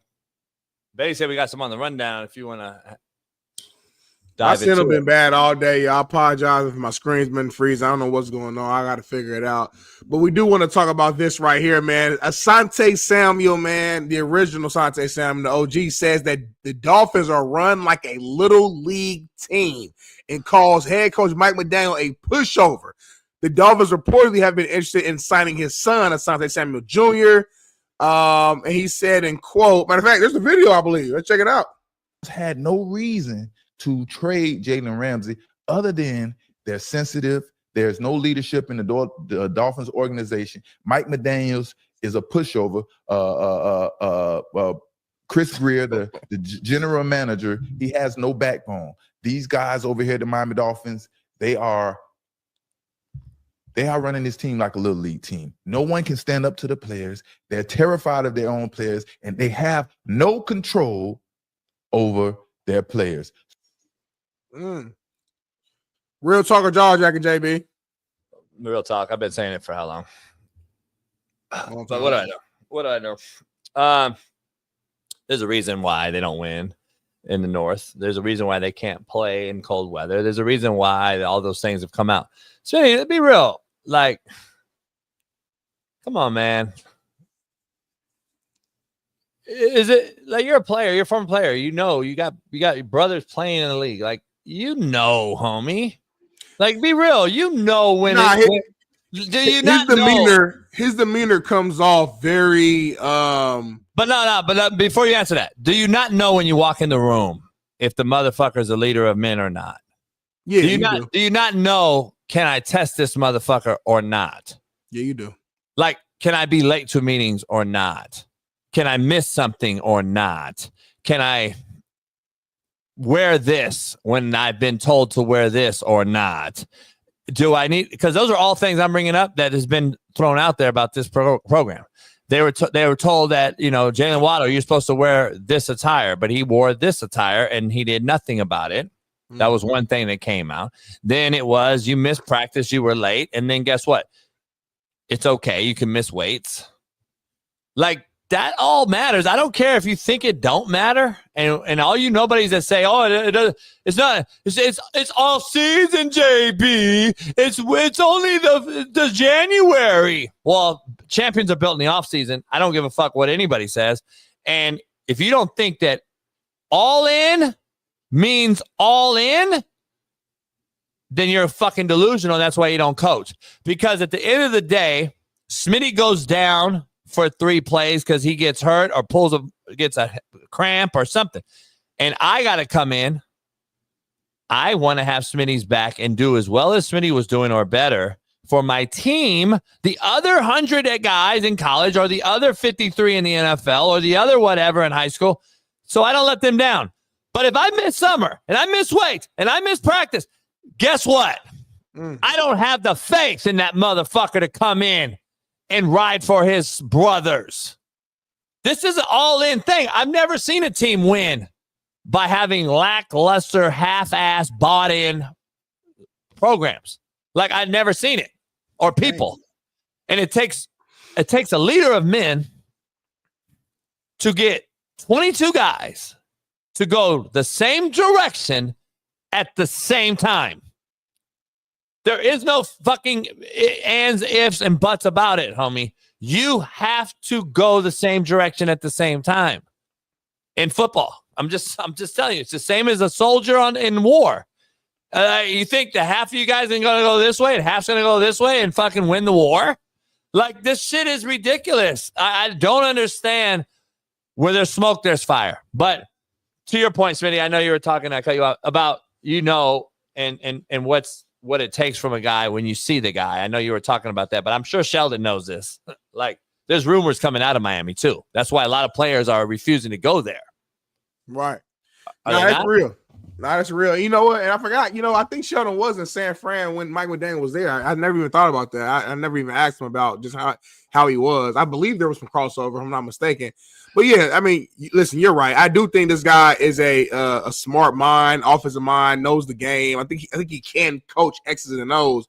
But from like a leadership standpoint, you're right. There are just certain people where, like you said, you walk in the room, you just know, like, that guy's a leader. Even from like a teammate perspective. I remember as a true freshman, I go into Ball State. We had one of our first little like players only meetings before camp starts. And at the time, we had our middle linebacker, Travis Freeman, a guy from Ohio, played at Glenville, who I'm sure you know about. And just as soon as he spoke, everybody was just eyes open, just nothing but respect, because his voice, his demeanor, his tone. It factor. You just, X factor. Like, you just knew. And it wasn't like a fear, like I'm scared of him, but it was like a respect, like, hey, he's serious. The greatest coaches, just like the greatest fathers. That's You don't fear them. Yeah. I messed up. The greatest coaches are like the greatest fathers. You don't fear them because you're scared he's going to beat your ass. You fear letting them down. Right. I feared letting my dad down because he did everything for me that I didn't. You see how serious they are. You know how for real this is, how much this means to them. Yeah, when I went to jail and he has to come there for Christmas fucking dinner, I fucking cried because I'm like, I let this motherfucker down. I'm an idiot. I'm a fucking nobody. I'm a nothing. I'm a failure. I failed my father. Right. The players that played for me they feared me to let me down. They weren't scared of me. All that shit you see me talking and all that, real recognizes real at the end of the day, homie. Those cats knew I was there to give them my shirt off my back at the end of the day. They weren't scared of me putting hands on them or some stupid shit. Right. They feared letting me down because I was there and I gave them fucking whatever. Their mother needed something. Their daughter needed something. Their fucking sister getting shot in cases that you saw on Netflix. I did that for them. This ain't no fucking, I'm scared of JB. I'm going to play hard. The more scared they are because of that factor, that they won't play for you. Right. They timid. They're going to transfer. They're going to run. Transfer. Right. I never had a kid transfer on me ever. All you fucking nobodies. No, why did nobody leave me? If I was such an asshole, why nobody left me? If I'm such an asshole from season 1 to 2, why did I get the best recruiting class the next year too? Don't kids talk, homie? Don't guys go on social media and say, hey, man, I wouldn't come to this motherfucker. This motherfucker crazy. Or are they saying, hey, dog, this motherfucker, real motherfucker, you usually need to come here? Which one is it? See, remember that high school situation? Remember I came on here a few weeks ago, that one dude told me he did leave you in high school, and he went to the other high school. That's the only time it happened. Other than that, you're right, though. Other than that. But we don't know who that is. So that's my point. He probably got cut. I mean, stop, Smitty. So bottom line is, that is a fucking the reason why we don't do it. But doesn't this guy remind you of someone else we've been talking about today? Who? You better not say it. What? The GM?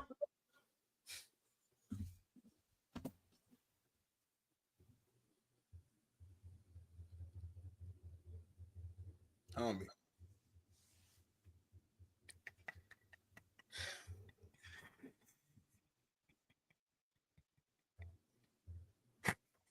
I just sitting there quiet. Listen, McDaniel can coach, man. I just don't, to your point, I don't know if he's maybe suited to be the best head coach, because there's it's a difference when you walk in the room, you see Mike McDaniel versus when you walk in, it's Mike Tomlin. Those are two different mics. Different tones. Why do people lie? Why do people just come in here and lie on the chat? Who lied?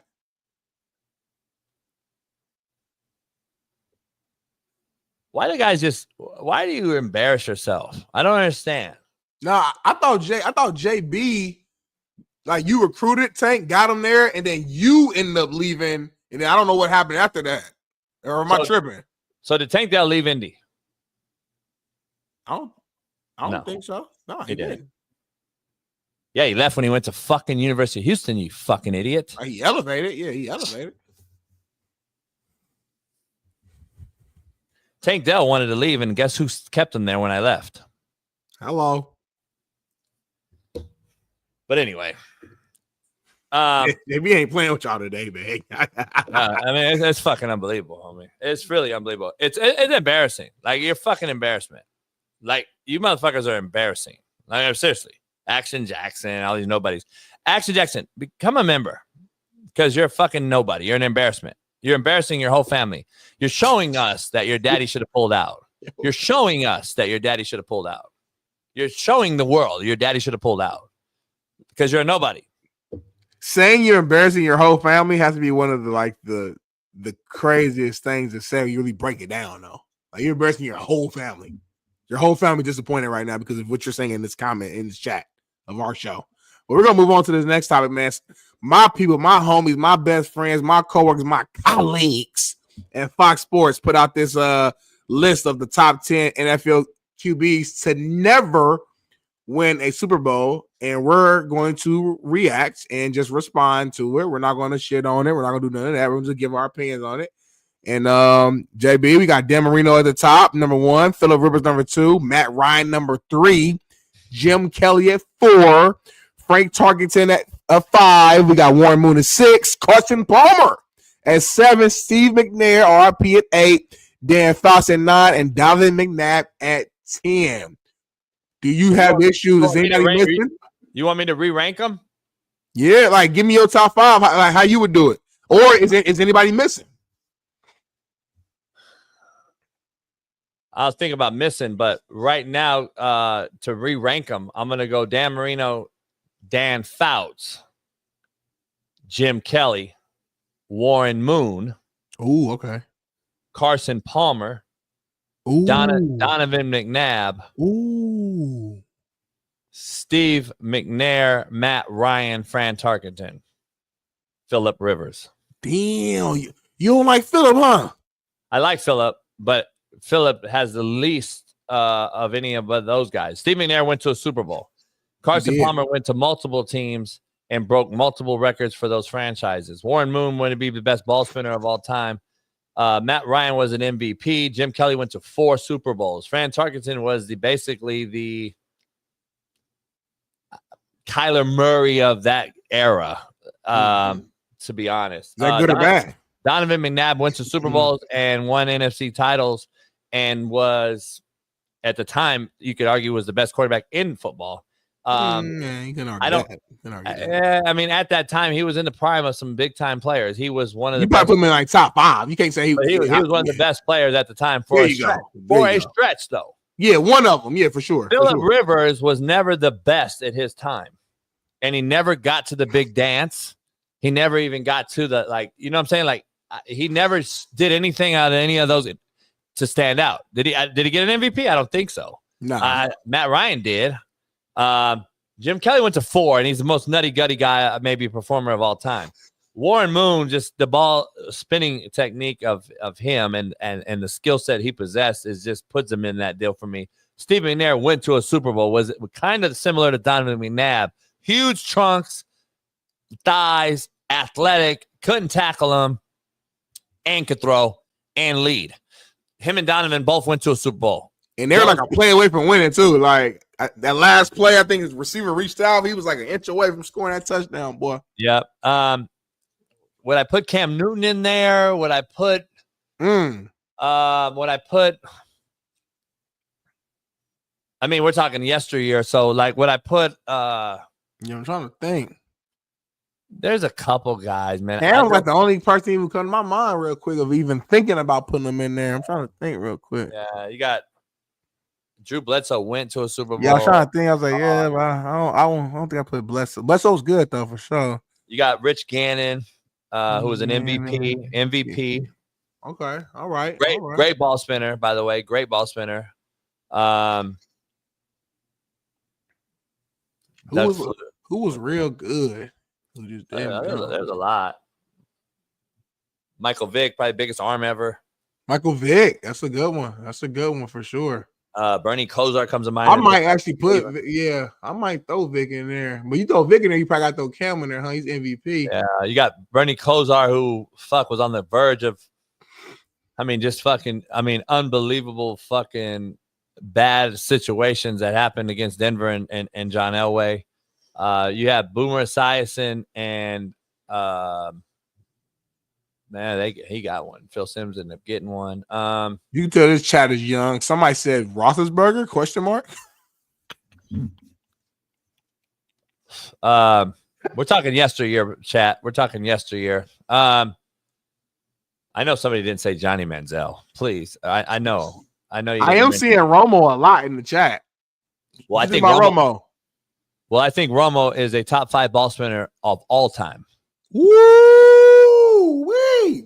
You throw a lot of people in that top 5 ball spinner, right? So you got Romo, you got Warren Moon, you got Aaron Rodgers, you got Dan Marino, and who your other one? I'm on record of saying Tony Romo is one of the top 5 skill set guys of all time. I've been saying that for years and years and years. I have video of it, so it's not like I'm just throwing it out there. Romo was a bad boy, but people don't give him enough respect.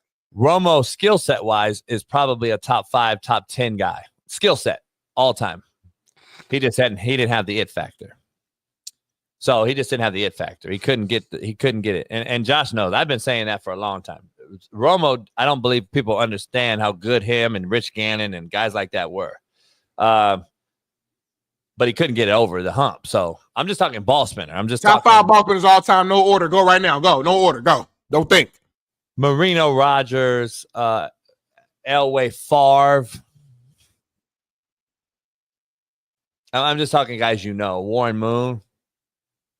Okay, so no Stafford in the 5, no Romo in the 5. Okay, all right. Because I think Stafford's still being his resume still being written, even though I know ball spinner. We're talking about ball spinner. I know, because I think Stafford's going to end up moving up. If he wins the Super Bowl, I think Stafford's going to move up not only ball spinner, he's going to move up in totality on my list. Like, but why does he need to win the Super Bowl to elevate in a ball spinner? That's a different category. It's See what I'm saying? Tough, man. Yeah, I got him right below Aaron Rodgers, man. All right. You know where I have him. I'm Stafford guy. That's kind of why I called you out. I was like, I got him right below. I got him right below Aaron Rodgers. I watched some old 2010 tape, man. I think we forget because it's been a little while and he's a little annoying. Aaron Rodgers used to put the ball motherfucker, you didn't have to do nothing as a receiver. Yeah. And Aikman's my top 5 quarterback. Aikman had a cannon. He had a big arm. But ball spinning is a different animal. Like, it's a release. It's how quick it is. It's how the velocity of the ball coming off your wrist. It's the angle of delivery. Aikman, if you look at him, was the epitome of a drill camp quarterback. Meaning I'm teaching my quarterback everything Aikman does. Ball here all the time. The delivery never changes. I never drop my elbow. My feet are always ready to throw. I never throw blind, meaning I'm never here and then just turn and throw, and that's a pick 6. Everything I model is after Aikman. But Aikman didn't have the freak innate ability of a Warren Moon, Stafford even, a Aaron Rodgers, a Brett Favre, Michael Vick even. Guys that ball jumped off your arm. Like, balls jumped off people's arms, the release of it. Like Vic's release is 3/4 as well. Elbow was here all the time. If you ever see Vic used to flick it like this. Yeah. Vic was like this. Ball go 80 yards.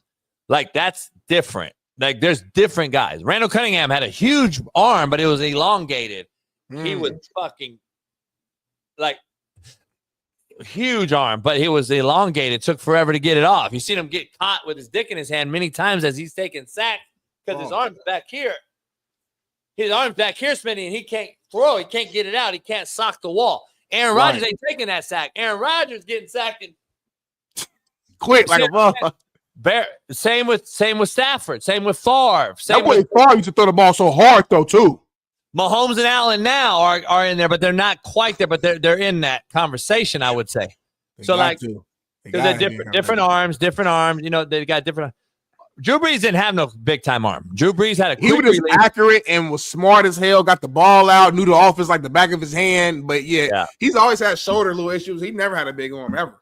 I'm gonna tell you right now, Mark Bulger, the quarterbacks underneath Martz, Bulger, Green, and Warner all had 3/4 releases, quick releases. Bulger and Green had a much stronger arm than Kurt Warner. Kurt Warner was probably the smarter, more accurate guy. But those other two had way quicker releases and stronger arms and threw a better ball. Both of those guys threw better ball. I think we asked Mike Martz, then Kurt Warner. Kurt Warner had the ball like a Jeff George. Jeff George had a cannon too, but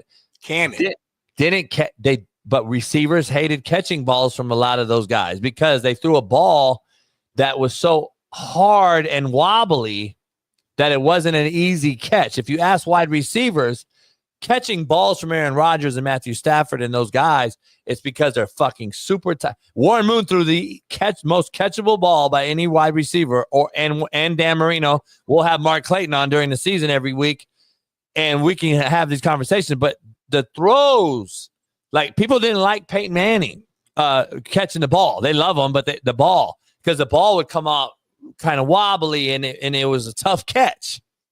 People don't realize, man, when you get into that type of shit, there's a different level of conversation. Like, all balls ain't caught the same. They don't like catching left-handed footballs from left-handed throwers. It's a different spin. The ball's coming different. It's coming backwards at you. There's a different thing. Steve Young threw a catchable ball, but he was a lefty. Like, he threw a much tighter ball than Joe Montana threw. He had a much stronger arm than Joe Montana had, but he threw a catchable ball. It was a spiral. It was tight. Warren Moon, I don't know if I've ever seen a ball that wasn't a tight spiral. like ever in my life. It's unbelievable. Like the shit that I saw Warren Moon throw. Carson Palmer, great fucking arm, big arm, but he wasn't the quick release guy that popped off your wrist. But he was big arm though. He was Carson Palmer and Troy Aikman are almost identical twins in the pocket. Carson Palmer and Troy Aikman are almost identical when you look at them in the pocket. From the feet, from the drop, from the ball placement, where their platform is, their carriage, how they drop. They're both very if you look at Aikman and look at Carson Palmer, they're almost identical. Then you got the Doug Flutys, the Drew Breeses, and the Phillip Rivers of that era of the world. They all had the quick release, strong arm, but through different platforms, they had all these things, just couldn't get over the hump. Breeze got the Super Bowl, obviously, later, but they all, and then it's crazy, they were in San Diego all. And then Dan Fouts was like the Dan Marino, also of big time in the run and shoot era, starting the Mouse Davis, the fucking offense that came, that was just, generational. Dan Fouts had fucking unbelievable talent around him, and throwing for 5,000 yards a season, Dan Fouts was throwing for. And Dan Fouts, I'm telling you, would throw for fucking 8,000 yards today. Like, I got to go back and watch the tape on Dan Fouts. I don't know a lot about Dan Fouts. I ain't going to lie to you. Dan Fouts was special, bro. Bad boy. Him and, all those guys. There's some special guys. Doug Flutie might have had the strongest arm ever in football. And he can move. Doug Flutie may have the strongest arm of all time. I got to throw with Doug Flutie. I'm just telling you right now. Really? Oh, yeah. My boy Nate Turner was his receiver early on when Doug was like, I think Doug started Drew Brees' rookie year, if I'm not mistaken. Drew Brees got drafted, and Doug was a starter in San Diego. He was a starter in San Diego. Marcellus was there, I think. Wasn't Marcellus there? He was. My boy James Fuller, who's later Michael. I think he was, I want to say 2000. And Doug Flutie, I'm just telling you, ball was different, homie. Biggest arm ever. That's strong right there. You're saying a lot of big arms out there, homie. This big. I know he's small. He ain't bigger in a minute. But ripped.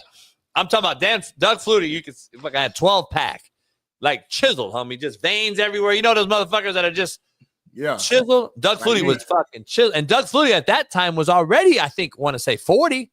I think his Drew Brees' rookie year. I would like to know. Bailey can find out. Doug Flutie had to be almost pushing 40 when Drew Brees was drafted. And I think Doug. We're just talking about arm, though, just like who could throw the ball the deepest. Pause. Just that. You're gonna look at me and laugh, but again, we're just talking about this big arm. Is Joe Milton already in the conversation? Just big arm, nothing else. Just throw the ball far as possibly can. Nah, AR5 can do all that. They all can do that. AR5, big arm. I'm going to tell you right now, the best ball spinner, a lot of you don't know. I've mentioned it before. A lot of you guys have heard me that are OGs on the show. The best ball spinner I've ever seen in my entire life, you guys may know his name because he won a Super Bowl as a backup and was on the roster. California JUCO product. Tony Banks is the greatest ball spinner I've ever seen. But the problem is he was a deer in headlights. And when you got him in the game, that motherfucker didn't know right from left, fucking red from blue. I mean, he was a deer in headlights when he got on the football field. But left San Diego Mesa, went to Michigan State, and tall, long. And I'm just saying, I saw a drill that he did that nobody that I've ever seen do. This was a drill back in the day the Ravens used to do because my buddy, Compton legend Art Perkins, was working under Ozzie Newsome as a GM for that team. When Ortiz Jenkins, a kid I grew up with, Arizona quarterback, was on the team with Randall Cunningham. That was the first Hard Knocks on HBO. The first season of Hard Knocks was the Ravens. Tony Zaragoza and Ray Lewis and all them. That first year with Shannon Sharp and they were clowning and all that. Impersonations, all that. Yeah. So the first year, so Ortiz Jenkins, OJ from Long Beach, Jordan, right here, went to Arizona. Traded. He shared time with the white quarterback at Arizona at the time, was also super talented, named Keith Smith, who was a Valley kid out here. Keith Smith. Yeah. So anyway, Ortiz got a shot with the Ravens, and they did a drill, Smitty, and I want you to vision this drill real quick. So it was a wide out and a DB. Like this. So like this, though. So the DB's right here. I'm the wide out. The DB's on me holding my shirt. All right. And you can only run to a wall 20 yards straight of you. So right here, I'm running down a line. There's a wall right here. So I can't go like this. It's a wall. Yep. And there's a wall right here, 20 yards away. Yeah. The DB knows, and he's holding the shirt of the receiver. Yeah. Tony Banks is 20 yards away. Okay. So you get it? 20 yards away throwing the ball. Yep. He can only run 20 yards. Yep. The DB knows he's already holding him. And the DB is holding the jersey. Right. And the wideout's going full speed. The DB knows. All the DB has to do is put his arm out here and bat the ball down, correct? Yep. Never seen a DB get the ball. Tony Banks 20 yards away. Ball was right here every time. Couldn't get it. That's a bad boy. That's a fact, by the way. That's a bad boy. The ball's coming out different. And Randall Cunningham was next. And Ortiz had a huge arm too. No, every ball was just batted like easy. Boom, boom, boom. Tony Banks had a different fucking arm, homie. You couldn't even do that. That's pretty impressive. I'm just telling you, different. So there's a lot of guys that had big arms that were just shitty quarterbacks, though. But he's the best ball spinner I've ever seen. And it's the tightest spiral you've ever seen. He's Warren Moon-esque with the spiral, but way bigger arm. Jay Cutler had a big arm. But how big was your arm, homie? I had a big arm. I had a quick release. I would say my arm was quicker than it was big, but I could throw it 70, probably easy. So you was quicker than you was bigger. Okay. But I still threw the ball 70 yards, and at the time, 70 yards was a big arm. Right. Like I got tape of a ball in the air 70 in a game, taking a shin shot, and the ball going 70 yards. We gotta see that though. You know, if I don't see it, I don't believe it. I get it, but I'll find it. Probably on VHS. So take your time. Oh, it absolutely is on VHS. I got to transfer it to CD or DVD. I got to put the motherfucker, put the tape in there. And a lot of y'all youngers on. So when you get a chance today, y'all Google VCR and then Google Blockbuster and just take your time. But man, appreciate y'all, man. It's been a loaded show. We had a hell of a show today, man. We had our guy, man, the betting genius came in with great energy. Of course, Steve Kim jumped on, of course, as well. Our guy Eaton Shander, and man, Taco Tuesday, Quesadilla Tuesday, anything Mexican Tuesday is what today's gonna be. And I know I got a busy day laid ahead of me. Got a little event I gotta do later on. I gotta go to Foz, gotta do this, gotta do that. But JB, any final word before we close out? Nope. See you tomorrow. Work Boot Wednesday. Hey man, so tomorrow, real quick. So still 1,000 people in here. Hit the like button. Yeah, hit the like button, y'all. We got the Violator on, a good friend of mine. He's actually a neighbor of mine. He's probably the most iconic. What's that called? What would he be? He's probably the most iconic. Fanatic, or like, would you? Ambassador? I think it's mascot. No, ambassador, mascot. He's the biggest ambassador for the probably the most famous team in the NFL, the Raiders, and he's the one that you see with dresses up with the pads, with the spikes and the fucking paint, and he's probably the most known mascot or fanatic in the world. So he's gonna come on the show, man, tomorrow, and I don't know if he's gonna be geared up or not, but he doesn't miss Raider games. He's traveled from LA Sports Arena, Coliseum, to Oakland Coliseum, to Vegas. And he's in their hype video that if you haven't seen it, we'll show it tomorrow. But it's a cold video. One of the coldest videos I've seen, with Pete Carroll coming out with like I don't know if you saw it. I sent it to you guys like last week. They matched Pete Carroll with the great coaches of the Raiders with John Madden. And then they matched the current, the son. Right now they match him with his dad. And then they match the players. And then they have the Violator coming out on the video. It's a cold ass little social media piece for the Raiders. Violator. That's a crazy name too. The Violator. The Violator, man. We're gonna have him on tomorrow. I think you first said I thought you was talking about another person. I ain't gonna say it online, but when I first heard it, I was like, oh, I was like, he come. You thought it was Diddy's Punisher? I thought Punisher. I was like, you got the Punisher on here for what? You know, Lauren had him on. No, she did. Her show. Had him on or had him on? What you mean? Had him on her show. Oh, okay, interesting. Shout out to Lauren, man. Yeah, Lauren blew up. Yeah, she's welcome. So we'll get back. You said what? Huh? What'd you say? So we'll see you tomorrow, man.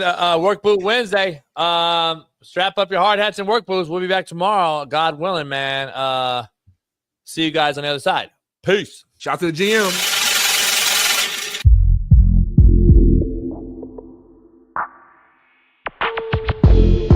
This the real JB. You better find the skin real quick.